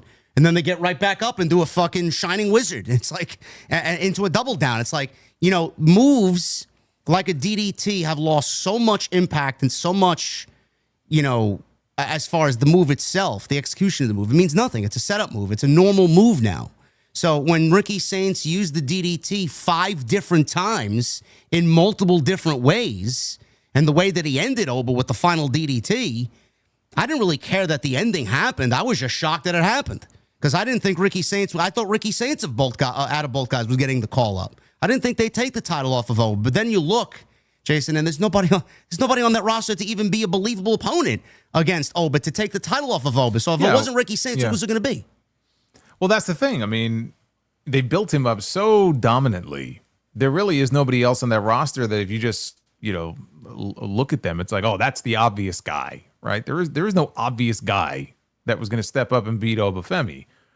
I could see where people would have been underwhelmed, though, by that finish because, again, I don't care if it was 4 of them or 5 of them. The DDT it's a setup move, No one uses that as a finisher anymore. I don't care how many times you hit it. And we see people all the time get hit by DDTs and all kinds of finishing moves, and they still kick out.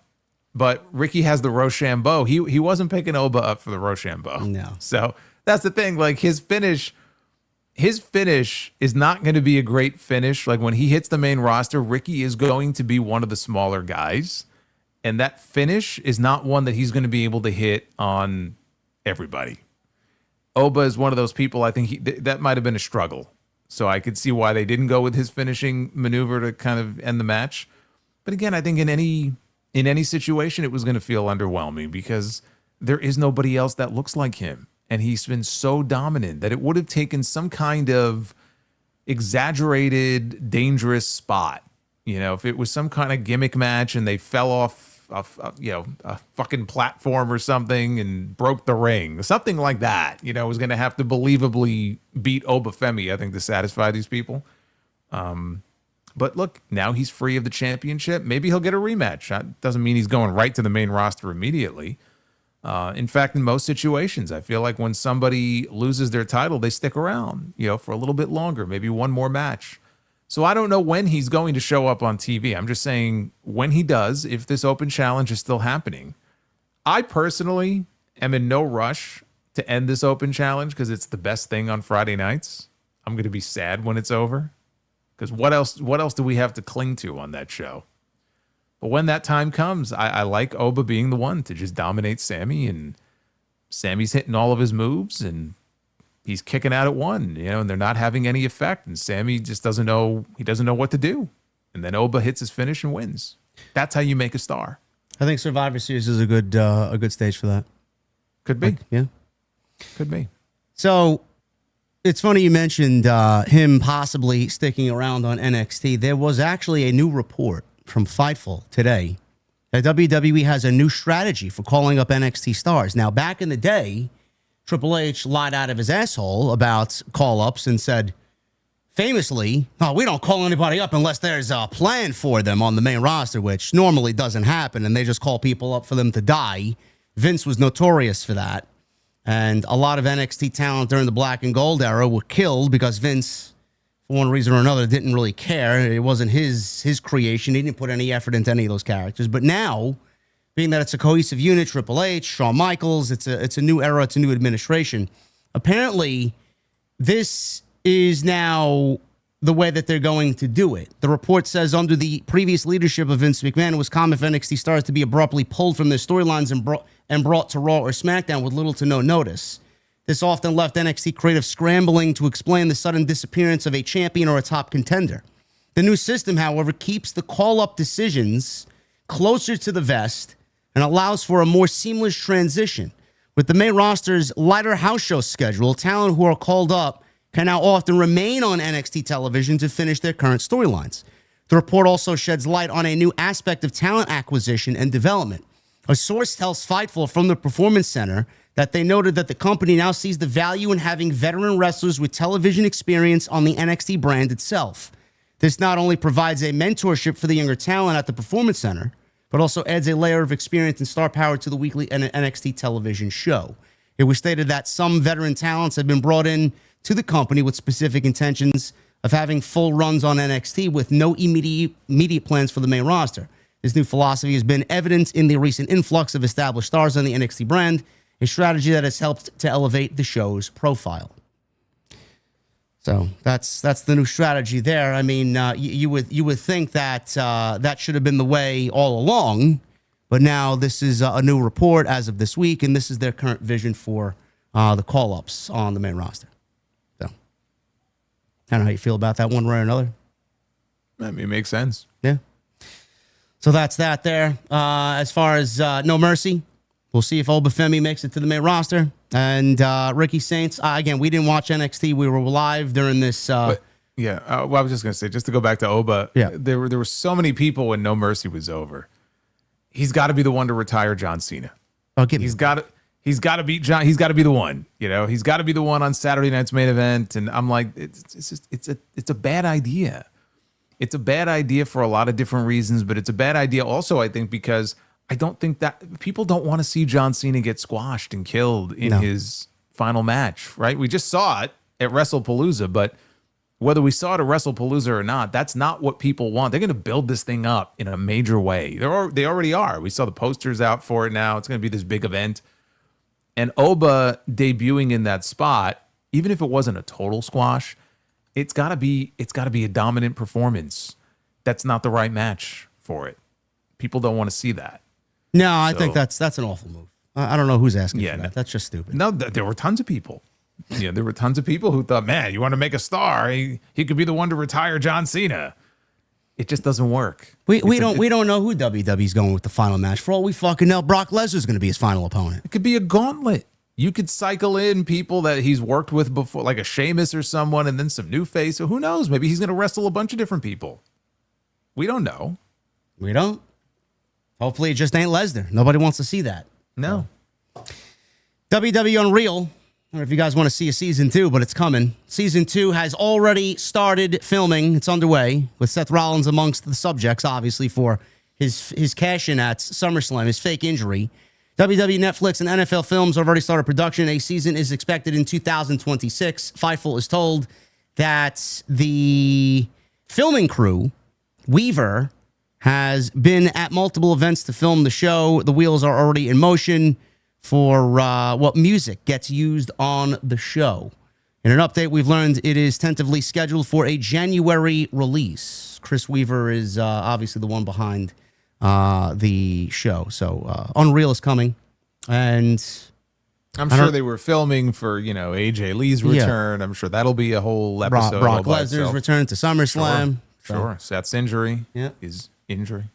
John Cena's retirement. I'm assuming is going to be on there. So, So that's coming. So if you guys cared for season 1, season 2 is coming in January. Vince McMahon. A little news here on Vince McMahon. It's always great when there's news on Vince. Did you see the bust? The who? The bust? The bust. The bust of his face? I did not know. You didn't see this? No. So this wonderful birthday party that he had back in August where he turned 80. He had all the invited guests apparently had to sign NDA. Well, of course they did. They had to sign something that they wouldn't take pictures. I think they took their cell phones away from them. They wanted everything to be very hush-hush. And, of course, stuff leaks out. So there was a photo that leaked out. He had, for a limited number of guests, it might have been like 100 of his closest friends, he had a bust, sculpture, of his fucking head made. And I swear to God, and there's a picture What of is it? What does he think? He's fucking Julius Caesar? That's what it looks like. That's what it's meant to look like. Go find this picture. You'll see what I'm talking about. It's like you go to Atlantic City, you see the fucking statue right outside the casino of Julius Caesar. Vince has one made of himself. Go find the photo so you can take a look at it. You'll see what I'm talking about. I can't believe you didn't see this. I didn't see this, no. Go take a look at this photo.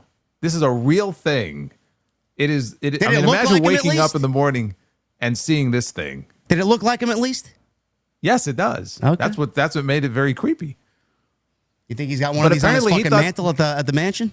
But apparently he thought this. Yeah, Julius McMahon. Apparently he thought that this would be a good keepsake for his closest friends, and somebody leaked a photo of this sculpture of, Imagine Undertaker going to this party and coming home to Michelle. Hey, Michelle, look at what I got at Vince's birthday party.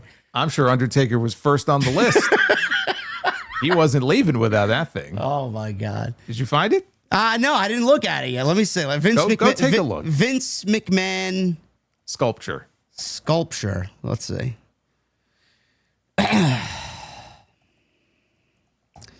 Let's see what this thing looks like. Hold on.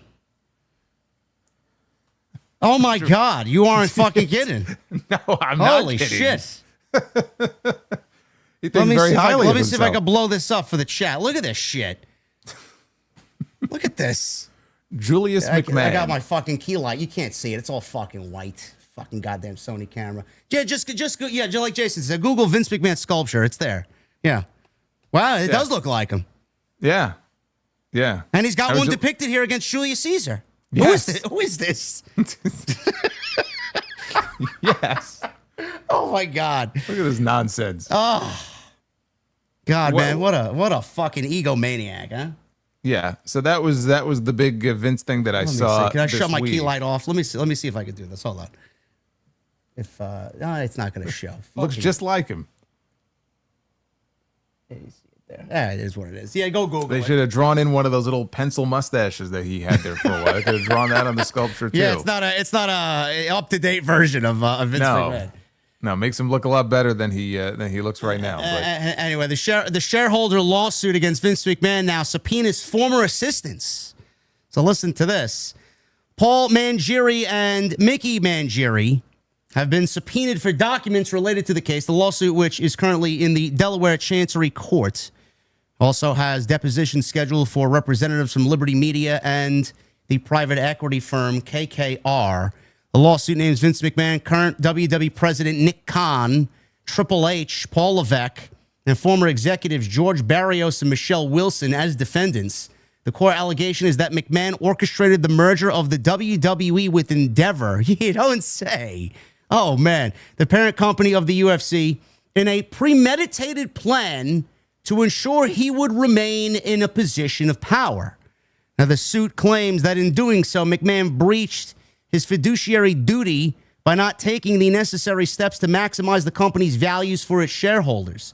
The plaintiffs argue that McMahon's personal desire to stay in control superseded the financial interests of the company's investors.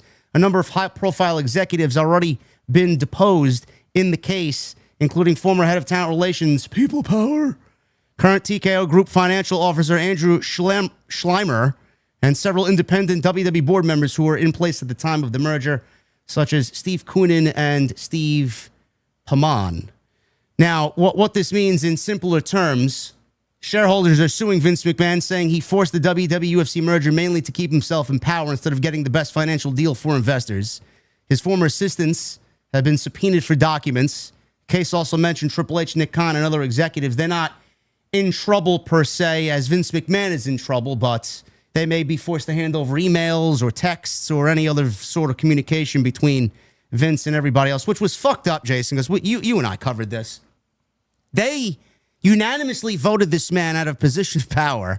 So Vince McMahon blows up the entire board, brings back people that he himself previously fired in Michelle and George Barrios, Michelle Wilson and George Barrios, so that he could swing the vote in his way so that he could remain on power on the board. And Nick Khan, Triple H, who previously voted no to bring him back, all of a sudden voted yes. So, like, they knew what was going on and they knew what they were doing. They had no choice but to say yes in the matter. I don't know why, but I mean, I don't think anybody's surprised by this. And I'm not really surprised that the shareholders are finally taking him to court on this, because that was the first thing that I saw was going on. He only sold it to Endeavor because he thought Ari was going to do business with him and he was going to keep his position in power. That's it. Well, yes, that's the only reason why he did that. And Ari, I don't think Ari ever had any real intention of keeping him long term.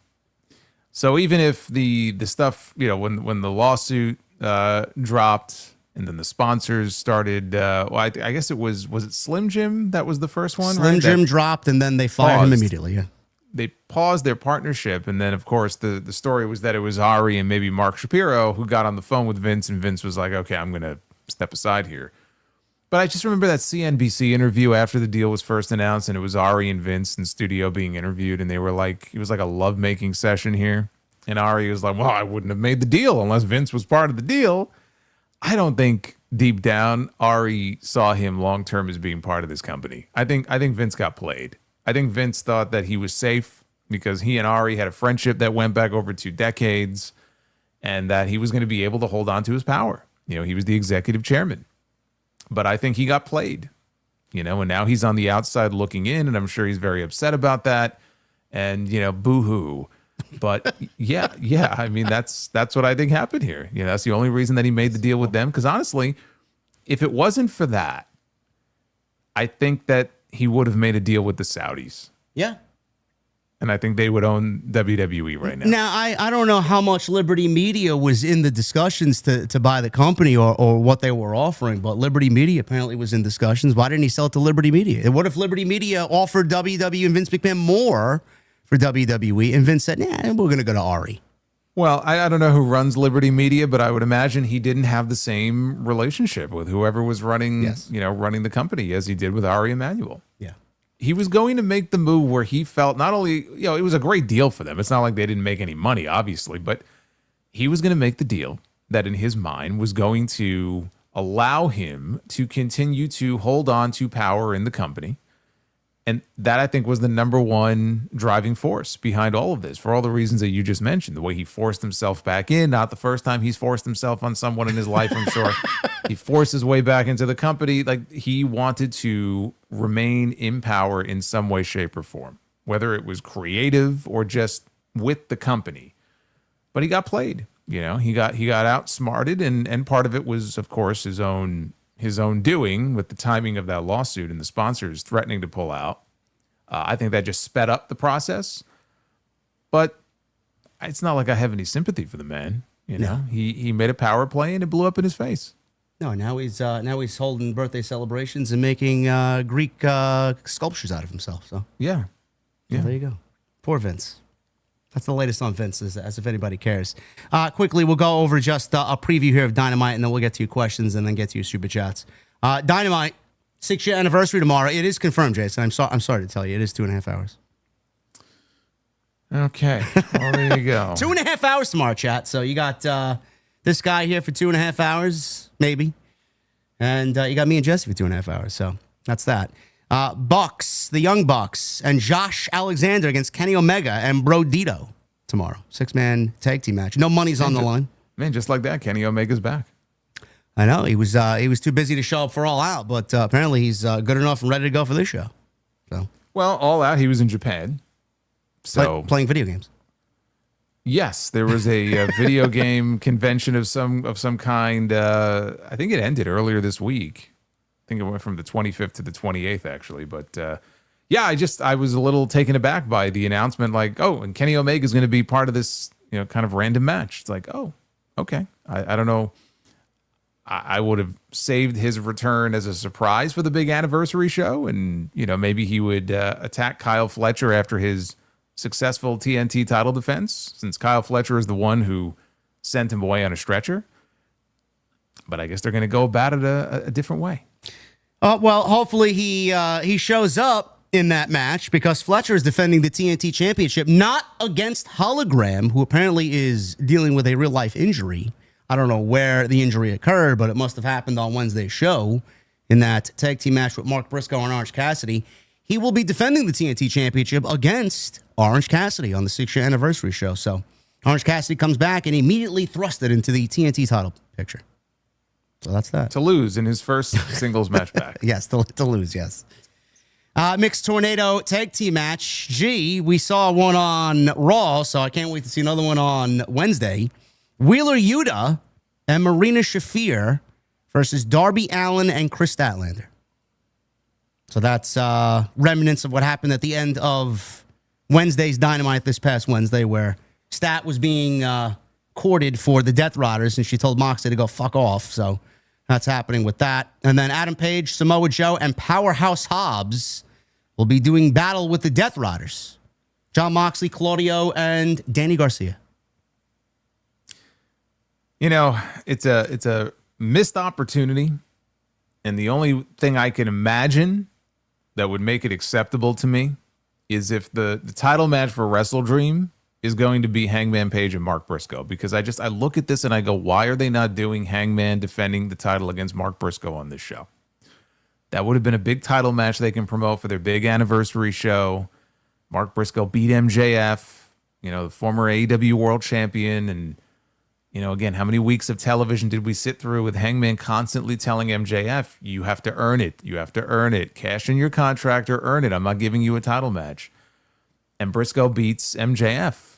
And I don't know why you wouldn't set up a big championship match for this show and really drive home like how serious Mark Briscoe is taking. Don't play it up for like goofy comedy, but like this is the biggest match of his life, and this is have you know, cut-ins throughout the show of him in the back, you know, praying and getting ready. And well, don't you think they should have built this up last week then, or at least planted the seeds? That's what I mean.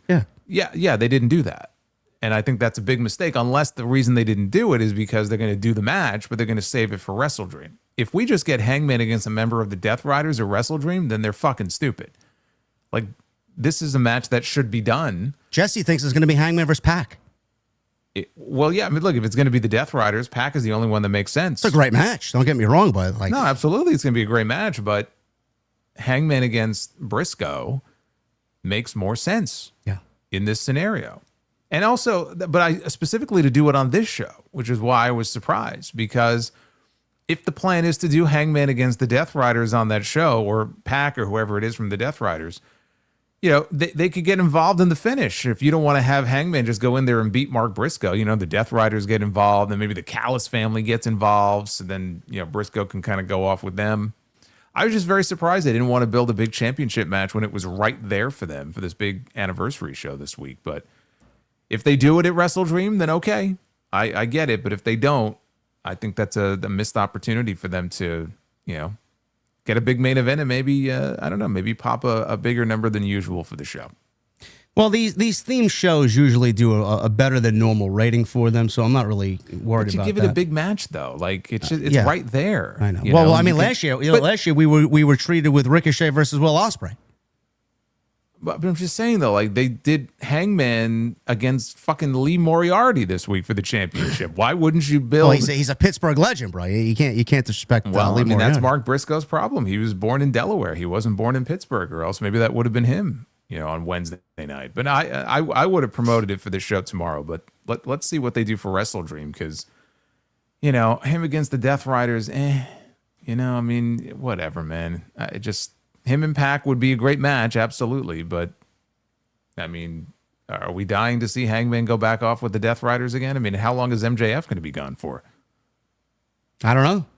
He's got movies to film. I know. So does Edge. You know, I'm looking at some of the years prior anniversary shows. I mean, outside of a match or two, I mean, there weren't really any blowaway shows. You go back to the 30-year anniversary show, you're looking at MJF versus Wheeler Yuta, Darby Allin versus Jay Lethal, Wardlow versus Brian Cage, Tony Storm, Athena, and Willow versus Jamie Hayter, Serena Deeb, and Penelope Ford. Well, Hangman versus Page, Luchasaurus versus Fuego del Sol, and the main event was Jericho and Sammy Guevara versus Bryan Danielson and Danny Garcia. That was when they were doing that whole sports entertainer and wrestler thing.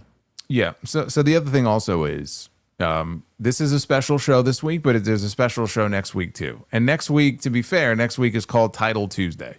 So maybe they're saving it for that. Maybe they're saving a Hangman Championship match for that show, and they do it there because they're going to be at Daly's Place next week. Yep. So they're calling this next week is well, no, tomorrow is next week is Homecoming. Which one is next week? Tomorrow is 6th year. Homecoming is the following week. It's going head to head with So NXT. it has two names. It's Homecoming Title Tuesday. Yeah. Okay. Yeah. All right. So maybe they want to do Hangman defending the title on that show. Maybe they could do him and Briscoe there. I just think that is a match that you would think they would want to do, but build it up the right way. Don't just throw it out there. Like really hype it up. You're asking a lot, bro. I'm sorry. You're asking a lot. Oh, I know. I'm asking for the world here, but I'm just saying. So yeah, that's Dynamite tomorrow. Tony Storm's going to be in Hollywood, Florida, which is the show location tomorrow. And then Jurassic Express finally returns. Jack Perry and Luchasaurus will be back on television to grace us as to hopefully why they are back together and why they're feuding with the Young Bucks. No, no, it is not Taco Tuesday. It's Title Tuesday. I would rather be at Taco Tuesday. I don't disagree. I don't. Yeah, there you go. Both of us would rather be at Taco Tuesday. One last AEW note here. Blood and Guts is announced. They announced it for the...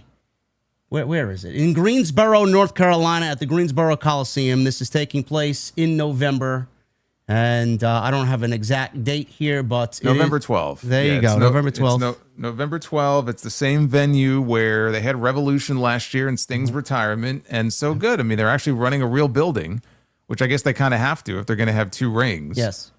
And the only thing about it that surprises me is that they had Jamie Hayter throw that challenge out last week on Collision, and now, I mean, they're going to have a lot of time to build up to that match because it's not happening for another 6 or 7 weeks. But that gives them plenty of time to really tell some stories in terms of putting these teams together. And maybe some women on like the babyface side who may not like each other, but they have to forge, a partnership. And I don't know who the team captain would be, but I could see Tony Storm and Chris Statlander being on the same team. So it's not a bad thing that there's time between now and then if they build this up the right way. They've never done a women's blood and guts match. I don't know that this means that we're not getting a men's. I really don't see the need to do a men's blood and guts this year. I don't see the need to do a women's blood and guts match. Well, but if there was ever a time to do one, I do think that this is the best time that they could do one compared to the past. You know, in the past, there were people, how come they haven't done a women's one? Because they didn't have the stories or the feuds or the bad blood between enough women to justify it. At least here, you can justify it. But we don't know for sure that there's only going to be one. Maybe they'll do two. Well, that would be kind of silly that Jamie Hitter mentioned blood and guts and then they don't give it to the women. Well, no, they're going to give it to the women. Yeah. I'm just saying that doesn't mean that there won't be one for the men. Well, there should definitely only be one. That's number one. Yeah, I agree. Not number two. The build has been going for the last several months now. It's like we got all these 6-woman, 8-woman, 10-woman tag team matches, copious amounts of money on the line. I mean, that's the build so far. Pretty much, yeah. Yeah. We'll see. That's November 12th, and then 2 weeks later we get War Games, Survivor Series. So Tony Khan with his own counter programming there for the month of November. Yeah, I see, bro. One thing I do know is that Blood and Guts will definitely be more violent than the WWE War Games will be. Where we haven't seen a drop of blood, I think. Correct me if I'm wrong. Maybe the last couple of years we definitely haven't gotten anything. Maybe a drop. Maybe. We just had a weaponized cage match on the NXT No Mercy show, and I think both women were wearing white, and not a drop of blood in the match. So stupid. We got blood on SmackDown, though. We did. Not the kind that I care to see again, but yes, we did. So that's that. That's the news. Thank you guys for a great abbreviated stream. We're going to get into some of your questions because I did pose, you guys ask us some questions using the hashtag AskTNT. So we'll take up some time here, get into the super chats, and then bid you adieu tonight. I want to start off with our guy, Sidro. Hope you're doing well, buddy. Thoughts and prayers. I don't know if you're in the chat or not, but hopefully you are well following your recent situation. My thoughts and prayers with you with the loss of your mother, as is Jason's thoughts and prayers. Sidro asks, he says, what is your men's and women's match of the year so far between both companies? For me, women's match is the triple threat match from Mania with Rhea, Io, and Bianca. Men's, tough one. Well, I think, I don't want to speak for Jason, but I know my personal favorite triple threat match is the one that you mentioned, Sidro. The men's triple threat match in WWE would be the one that happened on night one between Roman, CM Punk, and Seth Rollins. I could tell you, in terms of the women's match, I think for me, it almost, I think, has to be either the triple threat from WrestleMania or the Rhea Io match from Evolution. I'm pretty confident saying the triple threat from night 2 of WrestleMania for me. Yeah. As far as the men's, I still stick to that. That triple threat match at Mania was fucking great. If I was to choose a second one for WWE, I would probably go either Cody Cena or Cody Owens at the Royal Rumble. AEW side, I'll let you answer that one first, Jason. The men's is a tough one. I mean, there's more to think about there. Yeah, I mean, I don't know that I'm settled on a men's yet necessarily. I mean, Cody and Cena had a great one at SummerSlam. I mean, that was what the WrestleMania match ideally should have been. Yeah. But yeah, I gotta think more on that one. It's easier for me to name that women's triple threat and say, okay, this is my women's match of the year. On the men's side, it's a little bit more difficult. As far as the men's on AEW side, it's a little bit more difficult for me personally. The women, I'm probably going to go Toni Storm and Mercedes Moné at All In.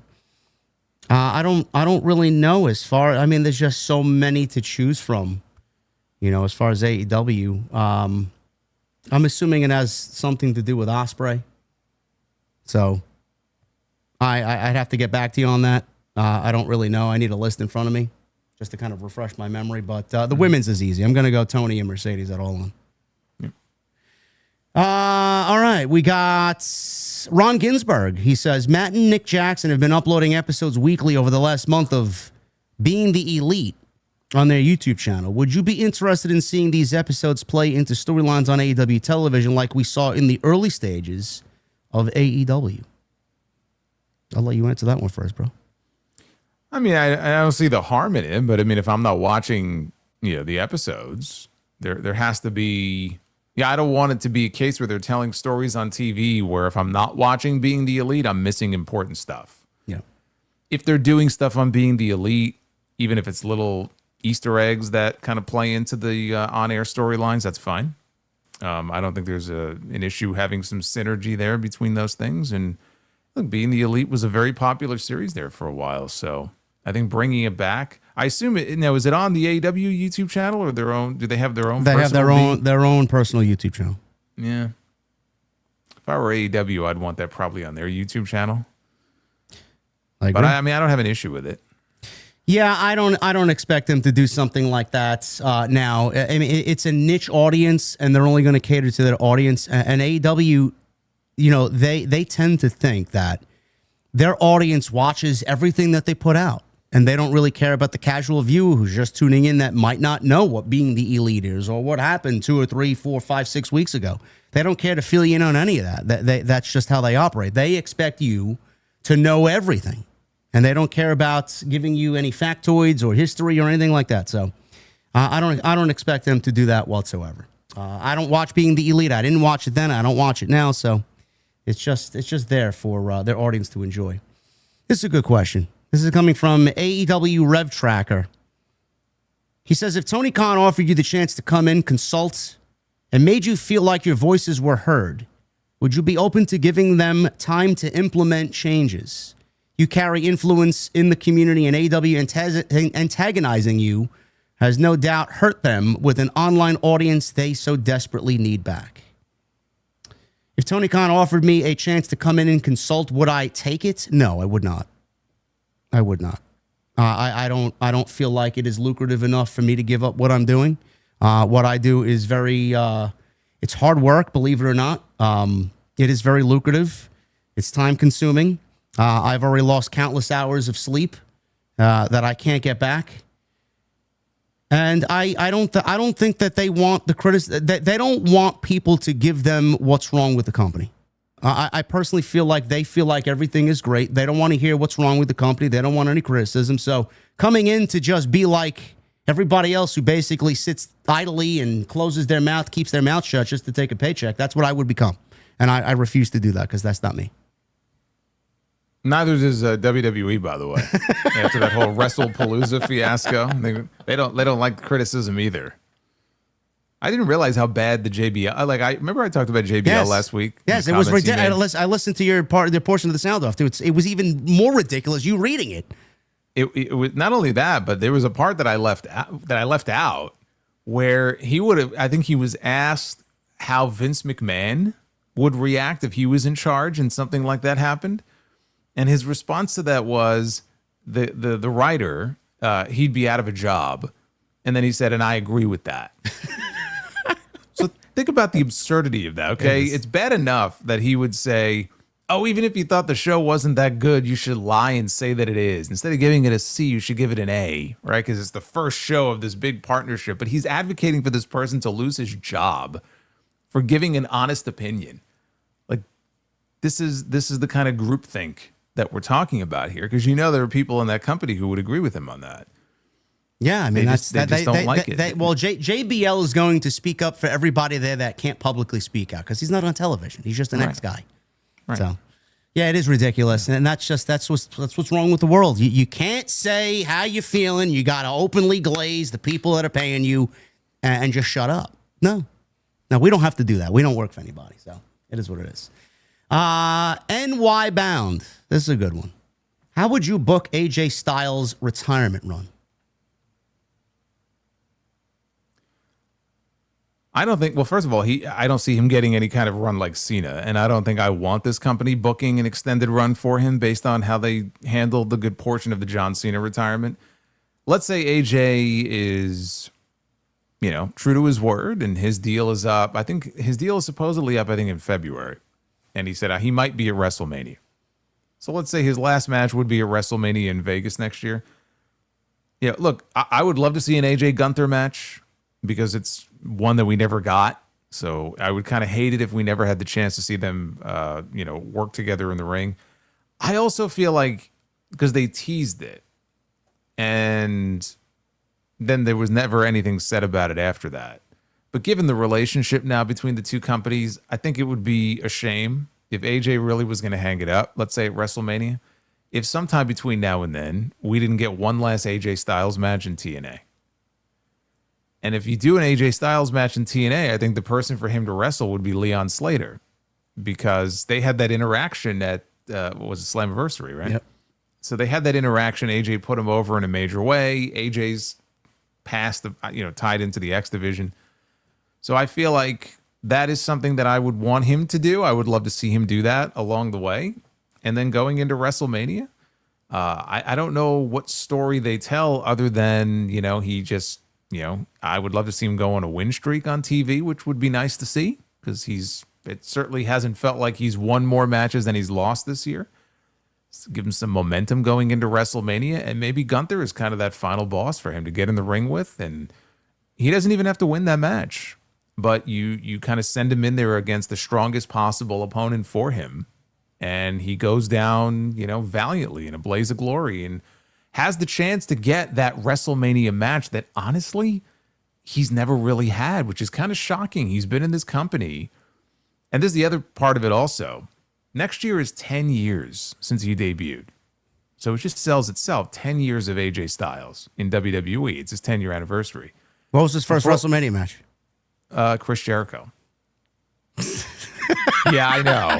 I thought about that too. I thought about that too. Man, don't give them any ideas. It could happen. Oh, it could very well happen. But in all the WrestleMania matches that he's had, I think the best WrestleMania match still that he's ever had is probably against Shane. And think about all the people he's been in the ring with. Yeah, I'd have to agree with you on that. Yeah, Nakamura and Jericho, and the Jericho match wasn't bad, but I'm trying to think, like, what would the best AJ Styles WrestleMania match be? And it probably is still Shane. And I can't accept that if AJ Styles retires, that his greatest WrestleMania match will have come against Shane McMahon. Yep. Put him in there with Gunther, and that right there would probably all but guarantee that it would be his best WrestleMania match.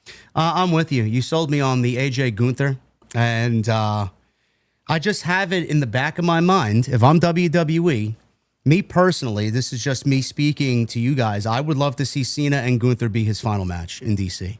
I think Gunther beating Cena in a valiant effort, 20-plus minutes, Cena really playing that American come from behind baby face that we just kind of grew up watching from John Cena. Gunther is the quintessential villain, especially for someone like John Cena, who's got this hustle, loyalty, and respect type of thing. The build-up should be great with Gunther disrespecting Cena. Final match, Gunther wins, and he retires John Cena. And I would love to see Gunther go on this run of, not really a legend killer-like gimmick, but Gunther having that, like, that thing about him, that he's retired veterans like Cena. And I would love to see him take that into a match with AJ Styles and him beat AJ Styles at WrestleMania. I think Jason sold me on the match, but if they build a story about Gunther kind of taking it to the next level and retiring everybody, and he's like the final boss, I think that works. Yeah, and to all the people mentioning the Boneyard match, I'm just looking at it from the perspective of like an actual match. Yeah. So, yeah, I love the Boneyard match. The Boneyard match was great.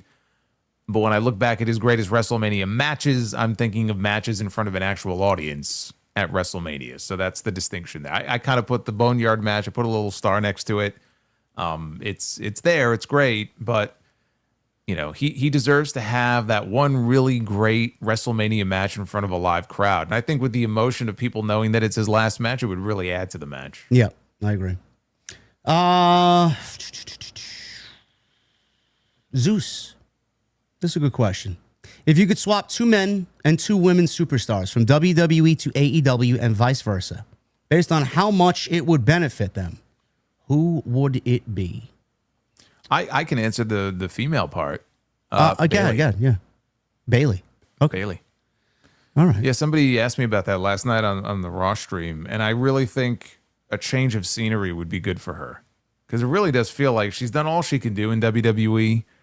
And she's doing this new gimmick now. We'll see where it goes. This could be interesting, this split personality thing. But a lot of the crowds, a lot of times, I feel like they're lukewarm during her matches. And it's just, I think part of it is she's been there for so long. And I think a change of scenery and having a whole new group of women to work with. And of course, I'm sure her and Mercedes would love to work together again if she was to go over to AEW. I would put Bailey on that list. And then as far as the men who would benefit, it's funny. I don't see LA Knight winning any world championships anytime soon. I don't know how LA Knight would play in AEW, though. I don't know that that's a good fit. I was tempted to say him because I kind of feel like he's hit his ceiling in WWE. But do you see Tony Khan pushing someone like him to the world championship or really having him consistently at that level? No. I don't either. No. Not the way they play such an emphasis on in ring. No. If I was to swap two women, I would swap Jamie Hayter to WWE, and I would swap Julia over to AEW. I think those two women could benefit from a change of scenery. If not Jamie Hayter, Willow Nightingale. Well, I think WWE could make her into a major star. So he said 2 men and 2 women? Yeah. Yeah, so Julia would be one, Bailey would be the other for me. On the men's side, I would swap MJF over to WWE. I agree. And then as far as WWE to AEW, I actually think Rollins would do well. I'd love to see like a Rollins Kenny Omega match, Rollins and Ospreay. I think he's got some good names there that he could work with, at a high level.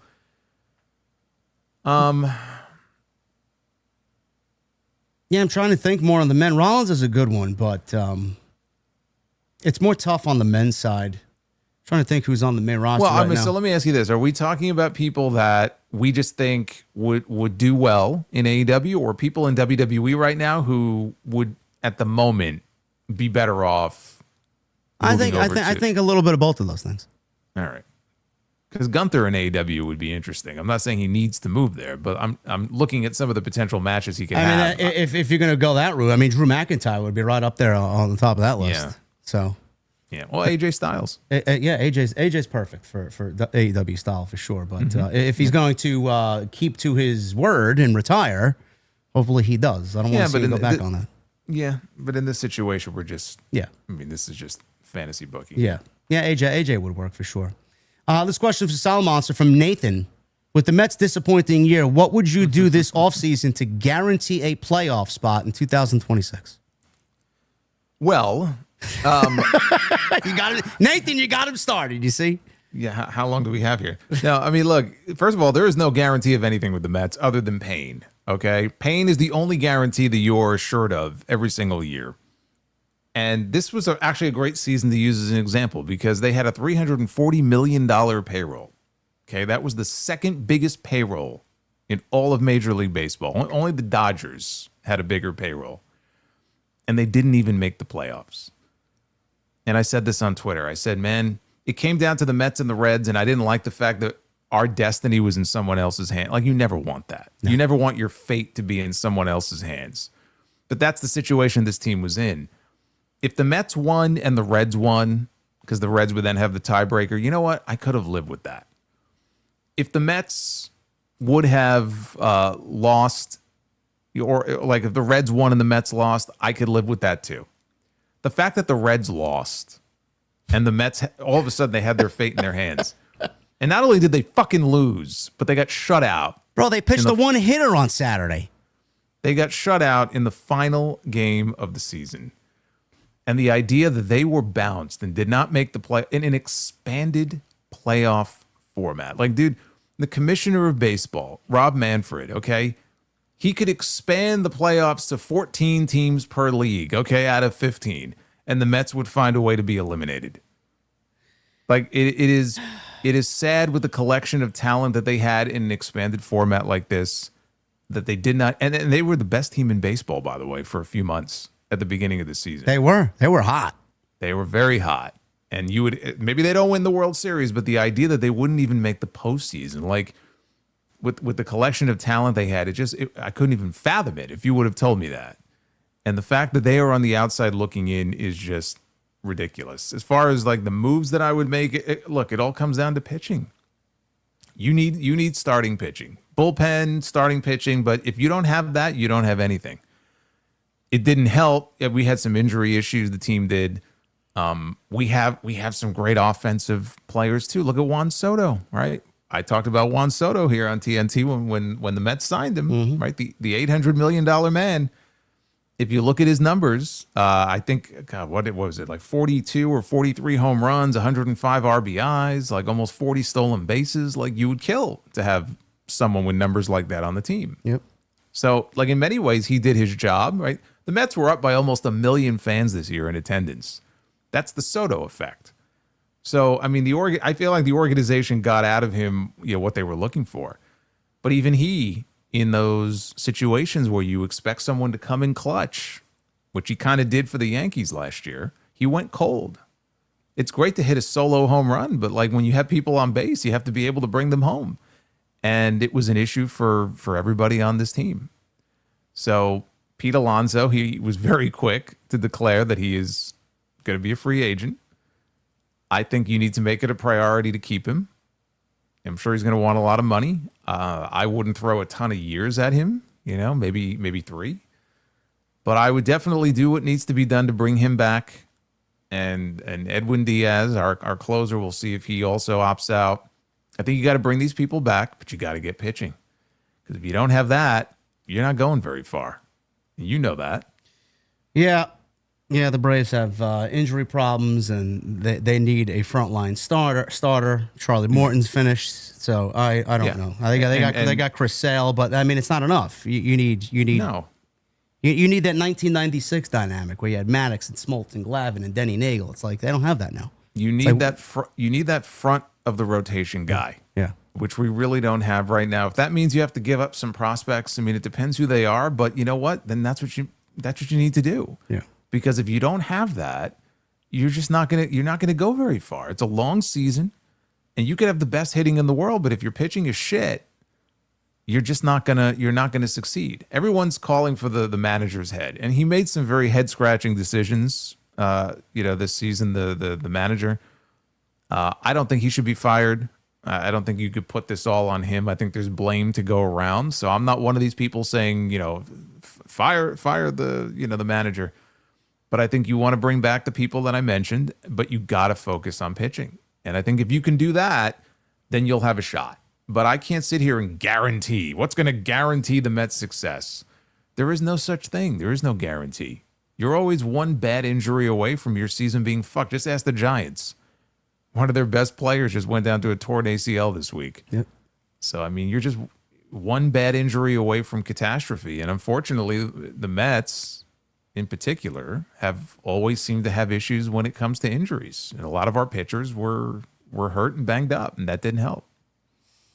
Charles, can you guys give your thoughts on grifters and or bad faith arguments? Seems like you're a fan and you criticize something, it's in bad faith. But if you're a reporter / content creator and you criticize something, you're a grifter, usually from one camp of the fan base.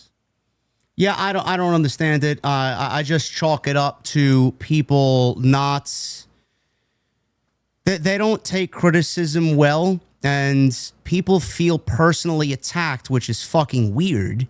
When you criticize something that basically is their entire world, they live for that one thing. The AEW fan base lives for the AEW product and nothing else. So when you, me, or Jason criticize something that is obviously not good television, then we do it for clicks and we're negative because it brings in an audience.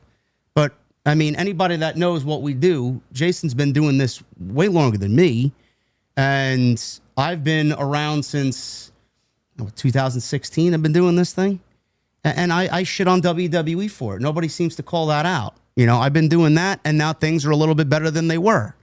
And now AEW is bad and not producing good television, whereas in their beginning years, we were all excited for it because it was easy to cheer for them against Vince McMahon.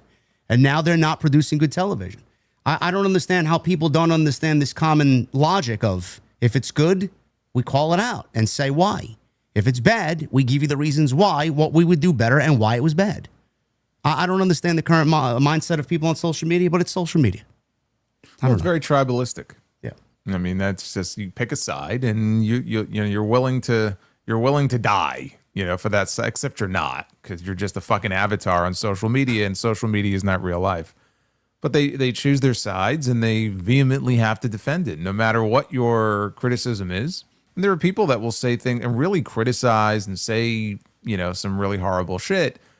But there are people who have very decent, perfectly inoffensive criticisms of someone or an angle or a segment or a match or whatever, and you're just not allowed to say anything bad. Nope. You're allowed to praise the shit out of it, but you're not allowed to say anything negative. And it's awful, but you see it all the time, and it goes both ways. It's not just an AEW thing. It's not just a WWE thing. It's a social media thing. But these are not real people.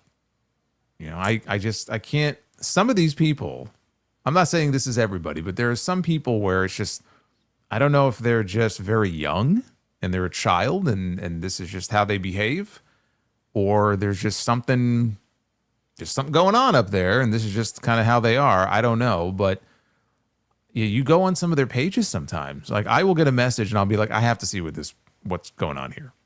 And I'll look at their profile and dude, it's scary. Like when you look up and down the profile, it's just like, this is all they do. And some of the responses, like anybody they can find who's going after their favorite wrestler, they have to chime in. Yeah. STFU. Nerd. Yeah.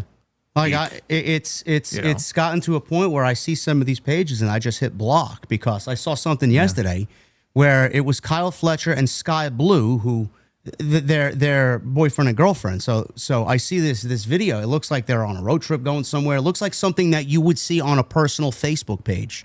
And I'm looking at this account like, why do you have this and how do you have this and why are you showcasing this if your name is not Kyle Fletcher or Sky Blue? It's weirdo behavior. I don't know who ingrains themselves in a life that is not theirs the way these people do. It is just very bizarre to me. Because they live vicariously through these people. Maybe they don't have any friends. Maybe they don't have a life of their own. So they live. It's the celebrity culture. It's not just wrestling, but you see it a lot in wrestling now where they feel like, again, they have to almost live vicariously through these people. I think that's part of it. Lewis, if both WWE and AEW had number one contenders determined on their TV shows with logical and long-term booking and having the world champions defend their titles on pay-per-view 90% of the time, would that be enough to get us back? What do we need to truly be back? I guess he means both in WWE and AEW. WWE, in my personal opinion, we need to get that really, Jason mentioned an Emmy or an Academy Award. Like, I love a story that I could watch on TV play out over several weeks, several months of television. It gives me an added incentive to sit in this seat and talk about it because I love talking about it in a sense of where it could go. Why is it going to go this way? What if it goes this way? Heel turn, babyface. How's this going to matter to the characters involved? Most of the time when we sit here, I do what I do. I know what he does. When I look at Jason's streams and when, an AEW Dynamite stream ends in 1 hour and 12 minutes, like I know, and I got to fix this because StreamYard thinks you're idle over here. Stay in studio. When I see Jason go 1 hour and 12 minutes, I know that there is nothing for this man to talk about, and he knows more than a lot of people do in this community. So, when I see that, it's like, it pains me because we don't want that. I love long-term story. I love characters, and I love the reason of why. So what do we need to get back? WWE needs to tell that long-term story that we were telling going into WrestleMania 40. I don't know what that is. That clearly they can't recreate the Cody finish his story deal. Whatever that is now, we need that. Or the Bloodline story, whatever it is now, we need that. AEW, there's so many things, in my honest opinion, about how that show is operating wrong. So what we truly need for them to be back, I don't know. We've talked about a little bit of it on this show. We need continuity and consistent television, and it all starts with lessening the amount of pro wrestling we get and focusing on integrating backstage segments where we see characters develop and stories progress. If they start doing that little by little, I won't have half the criticisms that I have. So I don't know how Jason feels about it, but that's just the way that I look at it. Yeah, no, I mean, I think that's well said. Yeah. There was a question here on, I think MJF. Oh no, Jericho. It was Kevin. Kevin says, if and when Jericho returns to WWE,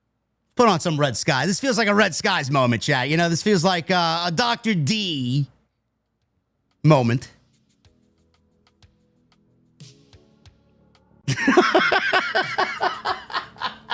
It's been a pleasure to witness Solo's Vince exploding in the limo moment. There he is. You know, I'm not repeating myself. Yeah, I don't blame you. I just gave this great answer, man. I felt like I was giving a presidential address here, and then I look over and I'm like, motherfucker. I don't know, man. There's not even an option. I clicked keep in the studio because apparently they put time limits on how long we could be here. We haven't even been here that long. Fucking ridiculous. We got to look into that. But anyway, I don't know what the last thing was you heard, but it's the best answer. I don't even remember the fucking question that was asked. I'm here scrolling questions.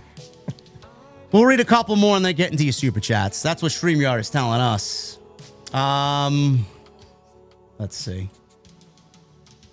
Brolio, what are your early Royal Rumble predictions? And do you gentlemen see this WrestleMania season getting a well-needed shot in the arm and actually believing that it will be better than last year? Well, me personally, I'm going Punk. And for the ladies, I think I'm going to go Rhea Ripley or Liv Morgan. Daddy Ugarte says, old school Kevin Castle landline phone setup next week for Solo. I think we may have to. Fucking StreamYard. I mean, I'll throw a wild one at you. I mean, assuming I'm wrong and they don't debut Oba Femi in the way that I described earlier, Oba Femi. There you go. You want to make a real splash? There you go. I don't think there's ever been an NXT star that's won a Royal Rumble before. It's not what I would do, but you know what? That would shake things up a little bit for Royal Rumble and WrestleMania season. Yeah, I agree. On the women's end, assuming that she's back in time, I think Liv Morgan has to be right there at the top of the list. I would have said Stephanie, but they put the championship on her, so I'm assuming she'll still be champion at that time. It's not going to be Stephanie. So I think I'm leaning towards. I did think about AJ Lee, but I'm going to say Liv Morgan. It's a non-wrestling question. I like these when we get them. Carlos, what is your take on the headliner for the Super Bowl halftime show and being Bad Bunny? I don't care one way or another. I mean, I think that's fine. I think he's very popular. Yeah, I mean, I don't really care for the Super Bowl halftime show. The only criticism I would have is that there is just a lack of and I think there's just a lack of mainstream rock artists that have connected with an audience, and there's really none of that being represented at the halftime show. So I'd like to see personally a little bit more of that. And Metallica is like in their 60s, and people have been asking for Creed. It's like, you know, somebody new. There hasn't been someone of that status new to rise up to really just kind of put in that position. So it's kind of sad how rock has fallen over the years. Did you notice we have a rock song for Crown Jewel? We do. I was surprised to hear that. That's I didn't know who that was, but I was surprised to hear that. Yeah, Green Day. No, I mean, I don't have a problem with Bad Bunny. I mean, he's the most, I think, downloaded recording artist in the world. I've got some of his songs on my Spotify right now. You know, Dave Meltzer said a lot of people didn't know who he was when he joined the WWE. Well, that was, when did he come in? That was a few years ago, right? Yeah. I don't think I had heard of him at that point. So I remember at the time asking, what the hell is a Bad Bunny? And then there's a story behind that. I think it goes back to when he was a kid and somebody, I think, called him that or something. But I didn't know much about him when he came to WWE either. So I think WWE was probably the first time I really bothered to sort of look him up and learn more about him. And he was popular even then. He's only gotten more popular since. He's been in a bunch of movies. Yeah, he was in Happy Gilmore. Yeah, but I mean, he's been in different films though, and like even some small parts. And he's not a bad actor either. So, I mean, I don't know. Are there people that have a problem with Bad Bunny being the Super Bowl halftime show? Yes, if you go to a certain portion of Twitter, there are people complaining for one reason or another. Yes, there are. It has nothing to do with his music. It has to do everything to do with the fact that he doesn't have one song in English, and Yeah. Oh, I can imagine the segment of Twitter that has an issue with him. Yes. So I'm not surprised. Yes. Juan Lopez, he says, what are your thoughts on Saudi Arabia buying EA Sports and the rumor that WWE might be leaving 2K games for EA instead? I don't know where this rumor got started. I did see this today. I wouldn't be surprised. The only thing is, hopefully none of the people that are buying the company are going to be telling the development team on how to make a game. As long as they give them the money to make a better game, to do what needs to be done, that's all I care about. But, you know, all these companies, they tend to ruin these bigger franchises. Activision has ruined Call of Duty, you know, and so on and so forth. So, I don't know. Everything's going to shit. Is Rockstar still considered, like, the best, and when it comes to like the different video game studios? Yeah, Rockstar, Naughty Dog, who works for Sony, Santa Monica, I believe. Yeah, those are the bigger development teams. Yeah. So I don't know if that's going to be the case or not. I know they're set to shut down the servers for WWE 2K soon for the most previous game, so they can work on the next game. So I don't know what's going on there. There was, we'll do two more here, and then we'll get to your super chats. There was one question. I can't seem to find it and who asked it, but it was a simple question. And it was pertaining to Cody Rhodes, Jason. How would you book Cody Rhodes' heel turn in WWE? I'll let you answer this one first. People still, I mean, they're still begging for that, aren't they? They're begging for that Cody heel turn. If I had to turn Cody heel, you know what I would do? I think I would set it up with a WrestleMania match between Cody and Punk. And I think the story would be that Cody learned his lesson from what happened against Cena at WrestleMania this year. And he's not going to let that happen again. He's going to do whatever it takes to hold on to his championship. And Punk is still very well liked. He's beloved. He's been trying to win a championship since he came back. And I mean, you could have him win, you could have him lose, but I think the catalyst for the Cody heel turn would stem from that. I would book that match, and I would have that either be the turn or the catalyst for it. And I think you have them work together for a while. Punk is like the perfect person, I think, in that situation to work with him. If you were going to turn Cody heel, he would be the guy I think I would program Cody with for a heel turn. I got that same assessment. I think it happens with an end game of Cody and Punk. I think if they wanted to do it realistically, I would like to see it being done this year. I think McIntyre and Orton being the centerpieces, or the supporting players around Cody being the centerpiece for this angle and this turn. I think you tell a story of Cody doing whatever he needs to do to keep the championship, and you go back on what CM Punk told him when they were in the ring face to face going into WrestleMania season. I think it was last year. And it was along the lines of, I know what it means to hold that championship, and I know what holding that championship does to a person because it's done it to me. And it's almost like the fucking ring in Frodo from Lord of the Rings. It just turns you into an evil person. And the weight of the world is on your shoulders. You become someone that you don't even recognize looking at yourself in the mirror. I think you tell that, and you tell a story of Cody taking the cheap way out and cheating. And everybody's so up on Cody and Randy turning heel, and this Viper returning and Randy going heel against a babyface Cody. I think you reverse that. I think you have Cody turn on Randy. I think you have Cody cheat to beat McIntyre and Randy. I think you have Cody cheat to beat Randy and ultimately beat him, where Punk wins the Rumble and then he faces Cody Rhodes at WrestleMania. Cody is the one to take Cody and the title at WrestleMania and basically teach him a lesson and just kind of save him from himself. I think that's the story to tell. And we'll end with this one before you get to your super chats. If Triple H is to be replaced as the chief content officer and head of creator for WWE, who do you see him being replaced with? If it was a TKO call to just get rid of him, if it was like a sudden thing, so we're not talking about them like a succession plan, Shawn Michaels is the first name that popped up in my head, because who the hell else would it be? You know, Shawn Michaels has been running NXT. He's been running his own promotion essentially for this entire time. I don't know if Shawn would want to do it, but he would be the most logical name to me. I mean, I could see someone like Bruce temporarily if they needed time to find like a permanent replacement, but I don't see him being some kind of like, oh, he's the new Triple H. Like that's That's not going to happen. So you're either bringing Shawn Michaels in to do the job, someone who has experience doing this for a number of years now, or you're probably bringing in someone who may not be a wrestling person, and I don't know that that's a good thing. No, you don't need that. If I could throw a name out there, I would say if he can do it and wants the stress of it, I would say William Regal. Yeah, I mean, does he want it though? No, I know. Does he want to have that responsibility? That's the thing. So yeah, thank you guys for taking a good portion of the show here for this TNT. Road Dogg. No. We did not know. No, I wish they removed him immediately from whatever position he owns now. It's fucking awful. But thank you guys for getting those questions in. If we have time next week, I'll bookmark that. We'll go through a couple more of them, depending on what type of material we got for next week. So thank you guys very much. If you guys want to follow us on social media, everything you need is linked down below in the description.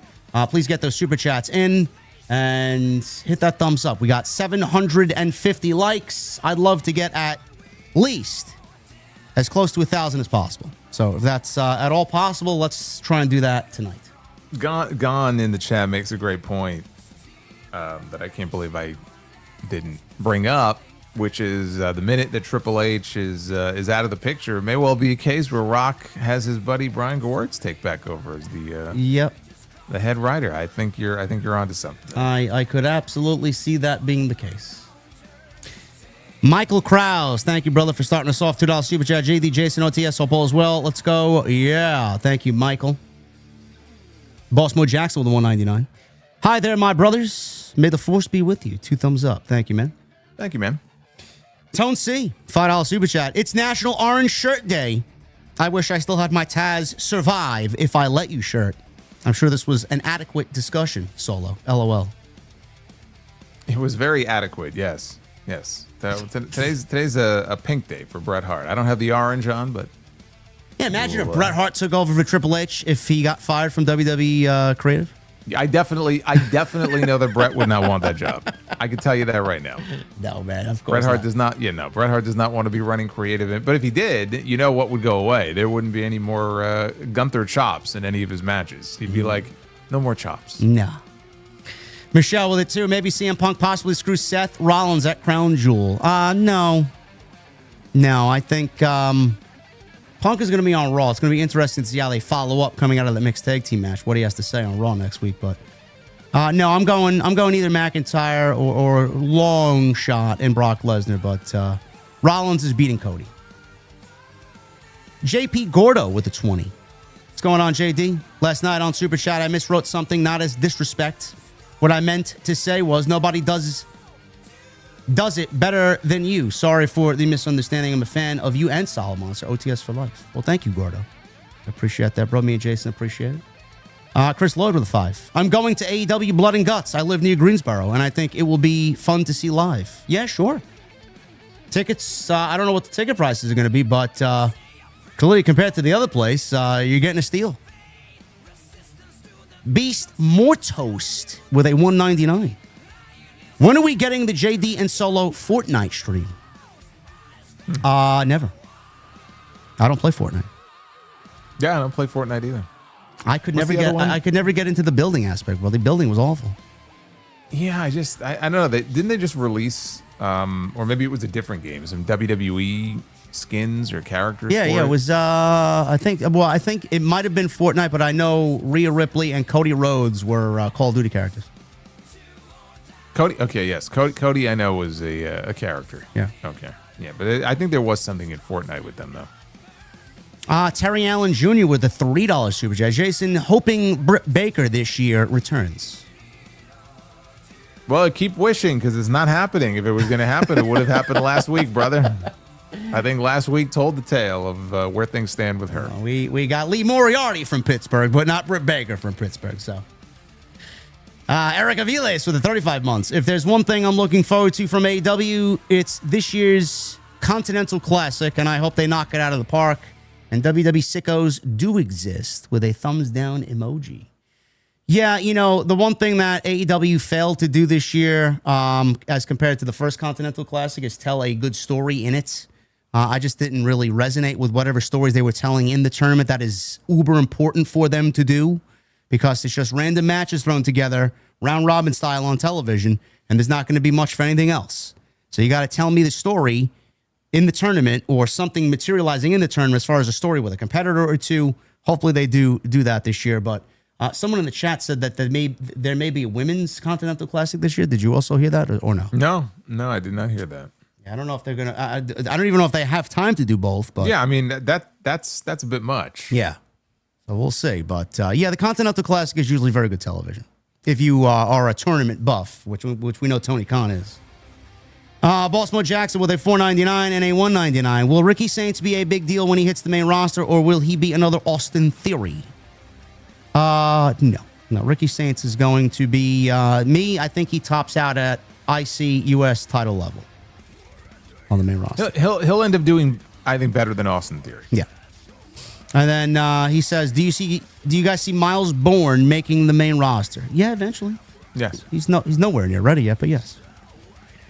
Angel Alaga with 41 months. Dom is so over, and he will be a mega babyface in the near future. Yes, we agree. Yes, he will. Well, some of the best heels end up being the best babyfaces. Hunter's Hybrid with a 5. It bothers me that Dom isn't physically imposing whatsoever. I really like Dominic, but dude needs to hit the gym to look more believable. Agree or no? In his current role, he's fine.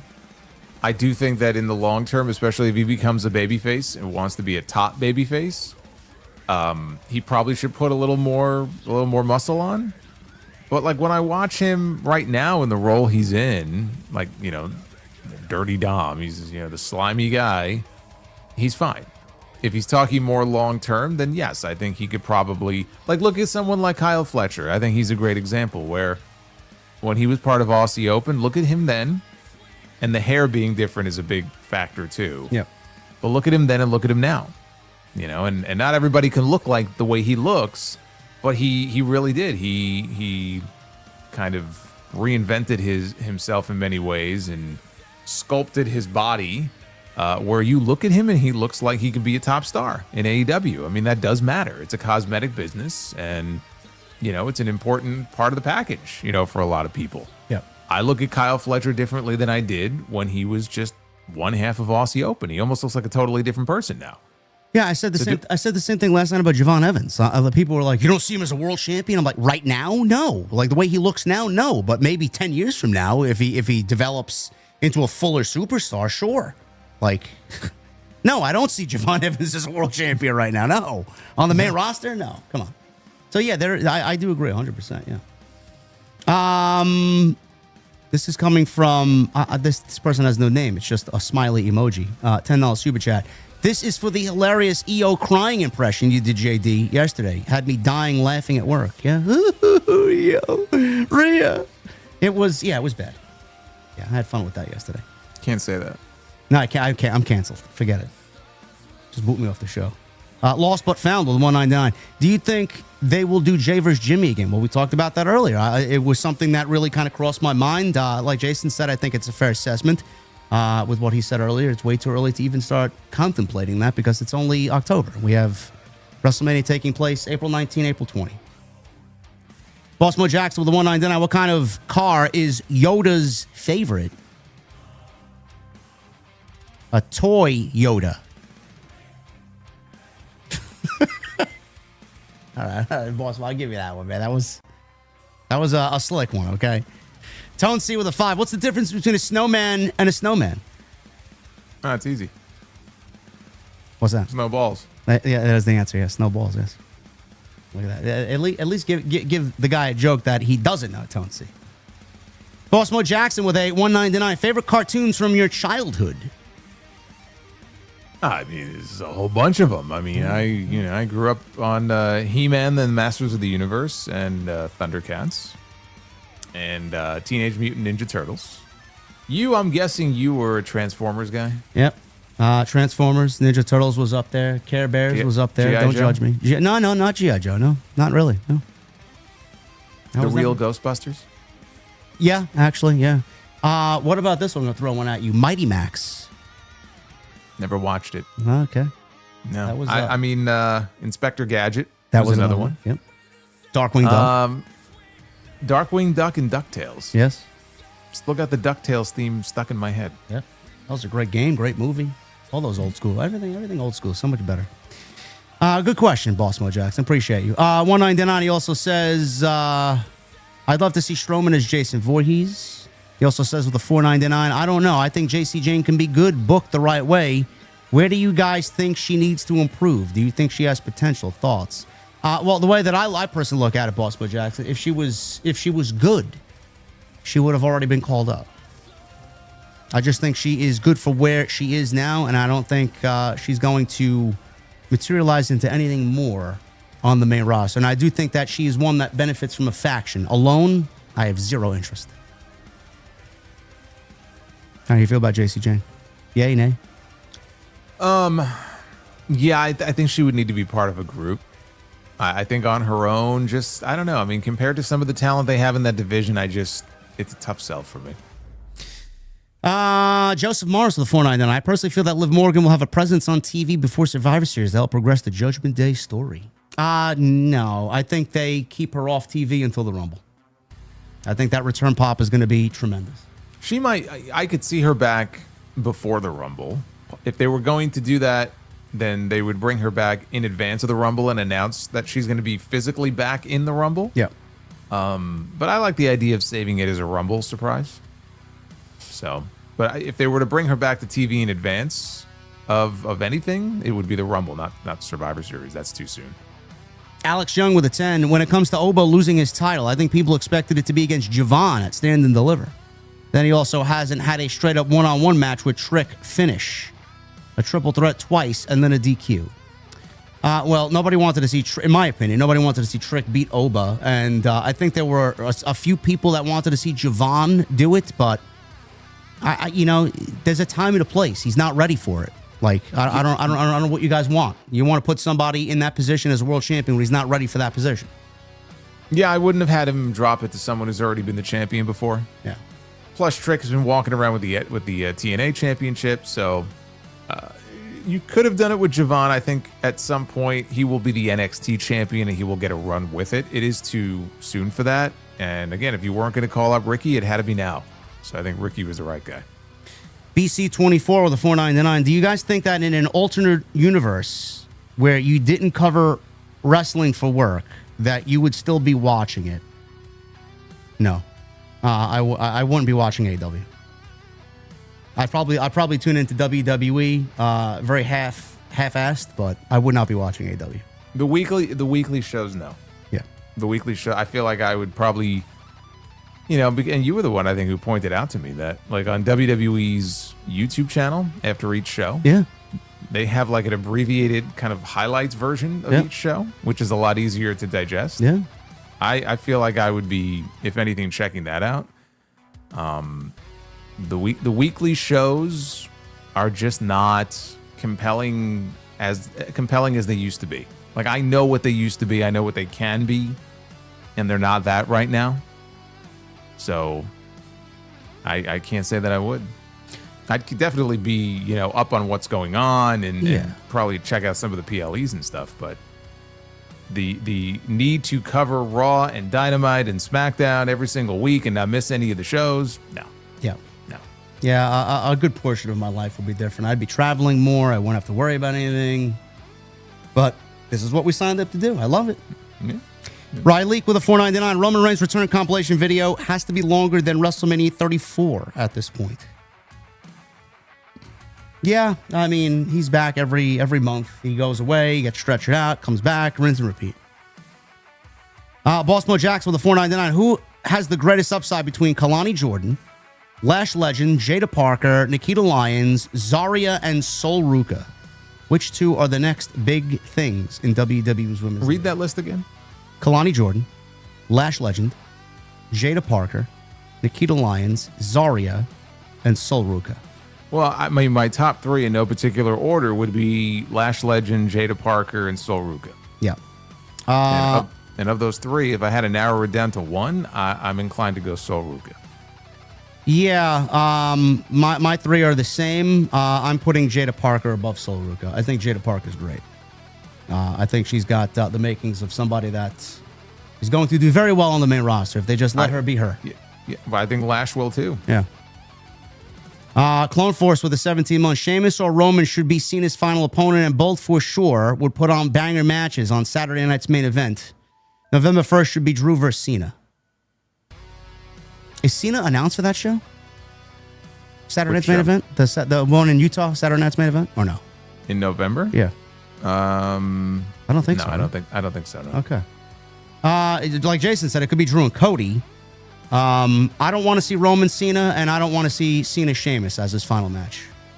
I don't care for either one of those matches to be his final match. Hollywood guy with a 5. I wouldn't hold Vince to make a sculpture of his genetic jackhammer. Well, we weren't at the party, man. There may be a sculpture of that for all we know floating around. I'll bet Undertaker has one of those in his fucking house.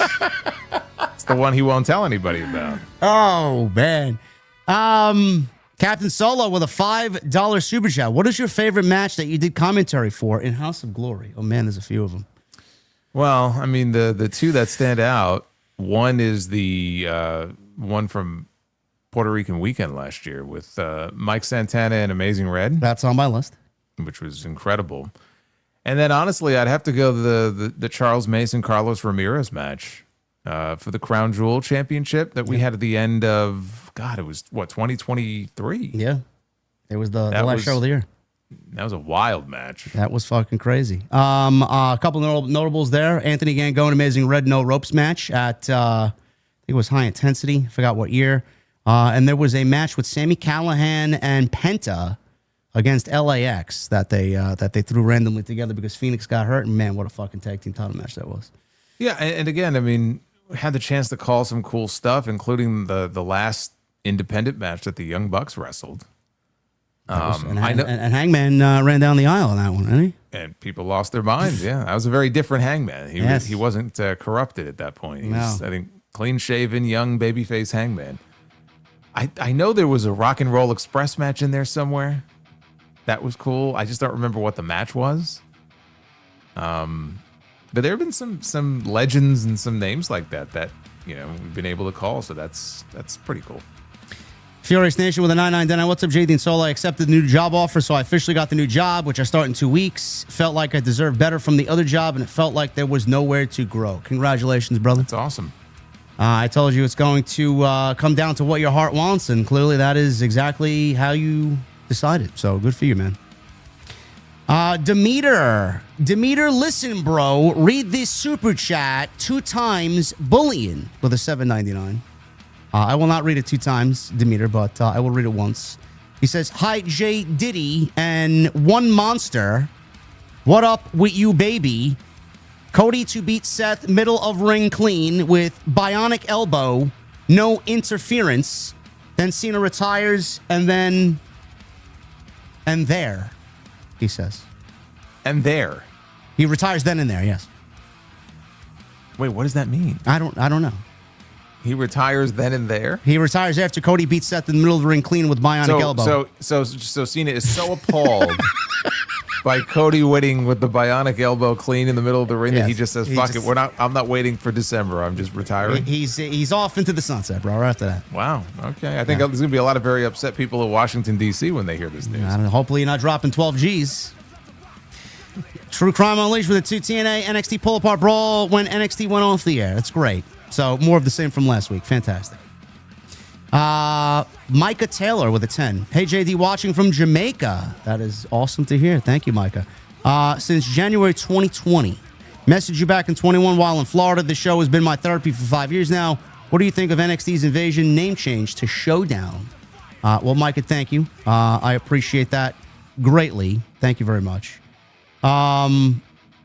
Listen, I mentioned that on social media. They went from something that it really is Invasion to the lesser of the 2 names, which is more boring, Showdown. Dude, it was right there. Takeover. Bro. There you go. Right I don't need to add anything else. Yeah, exactly. NXT Takeover. Like, They changed it for a political reason and whatever, man. It's fucking stupid, man. He was right there.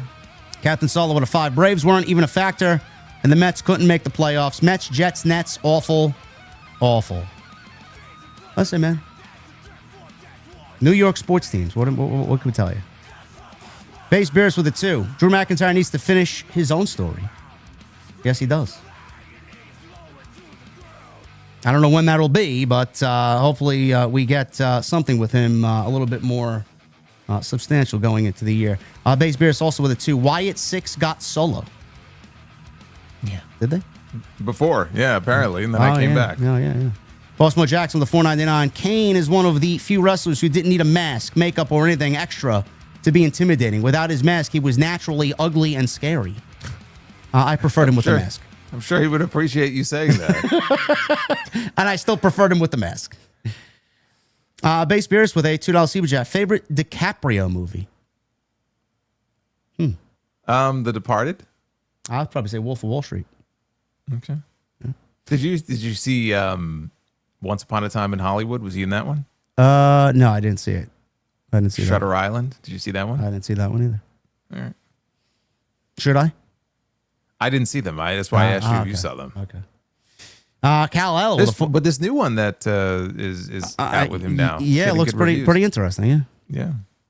Kal-El with 43 months. I say JD and Solomon for CCO or just both. Good cop, bad cop. And yes, JD is bad cop. Love you, JD. LOL.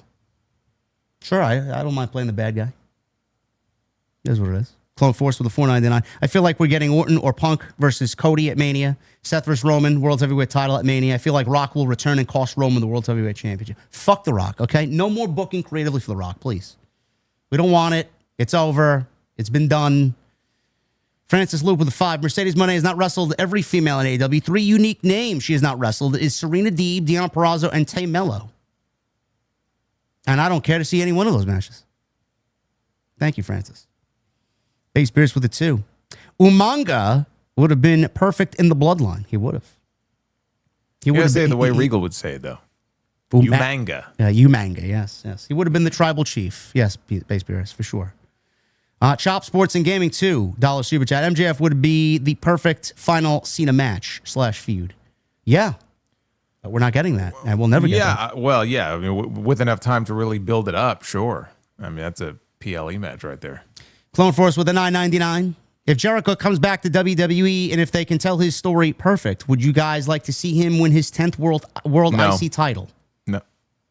Oh, IC title? Yes. Okay, I thought you were saying something else. No, IC title. I book it. He keeps losing to win, and he puts his career on the line to get his last shot. I don't think he needs to win any championships. You know, I mean, he's won, is it 9 intercontinental titles? So who cares if he wins 10? Yeah, it doesn't matter. Like, who cares? No, I mean, it's not a big deal. Francis with a 10.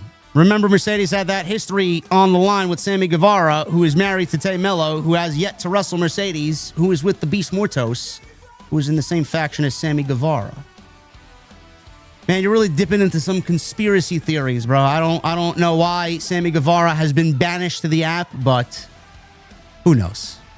There's nothing to do with Tay Mello not wrestling Mercedes. Yeah, I don't think they want to also... I wouldn't think in a storyline they would want to kind of dwell on whatever limited history there is there with Mercedes and Sammy, so... Yeah. And we'll end with this. Ryan Sully with a 20. Hey, JD Solo, Mustafa Ali versus Ethan Page for the North American title made for next week at Showdown. Ali brought up that 2 years ago he was promised a North American title match, but was released from the company. Should be a banger match. I like that. That's fucking There you awesome. go. Long-term booking. He hasn't forgotten. Ali's not the type of guy that's going to forget that type of thing, man. I'm happy for him. That's a great callback to what happened for him to getting a North American title match. And Base Beers with it, too. We're due for another championship rumble. Championship Rumble? Last one was what, 2016? Yeah. Because Brock, when he was in there in 2020, the title wasn't on the line. No. I mean, he was eliminated in the middle of the match, yeah. Yeah, so next year will be 10 years. Yeah. I don't mind, though. I like a good championship Rumble, as long as it makes sense. Thing is, of course, now they have 2 championships, so it's like which championship would even make sense to have in the Rumble? I mean, that's, a little weird. And that's all we got for you guys, man. Thank you for what I thought was a great stream, man. We made the most of it for sure with a lackluster news week, and it's always a great discussion here. So we're happy that you guys enjoyed it, and we'll be back next week for episode 115. Please hit that thumbs up on the way out, and please leave a comment down below. And also, if you guys want to find where we are, you know where to find me. If you guys want to find Jason, everything you need for him is linked down below in the description. And as always, I'll leave it to him to sound us off for a great week here on number 114. Well, I'll just give you another little interesting nugget about the Mets this season. Did you know that the Mets were 0 for 70 when they were trailing after 8 innings this season? Oh, man, that is an awful fucking statistic, man. Holy shit. 0 for 70. That's pretty impressive. What does that mean, bro? What are they missing there? How do they go and get one on the scoreboard there? No. I mean, that's after 8 innings when they were down, when they were trailing after 8 innings. They just could not muster, that clutch hit or performance that they needed from the team. They were incapable of it. 0 and 70. That is sad. That is a team that is terrible in the clutch, man. That doesn't make for good postseason baseball, I'll tell you that. That is why we are not in the playoffs. Oh, man. Thank you guys for a great stream, man. We'll be back next week, Wednesday, right? Next week we'll be back Wednesday? Yes, next week is we're going to be busy on our respective platforms on Tuesday covering whatever we're covering, and then Wednesday, TNT next I'll week. notify you guys and remind you on social media, but Title Tuesday and Showdown next week for NXT and AEW head-to-head, so we will cover that on our channels, and we'll see you live next Wednesday for TNT episode 115. Until then, have a good night, guys, and we'll see you later.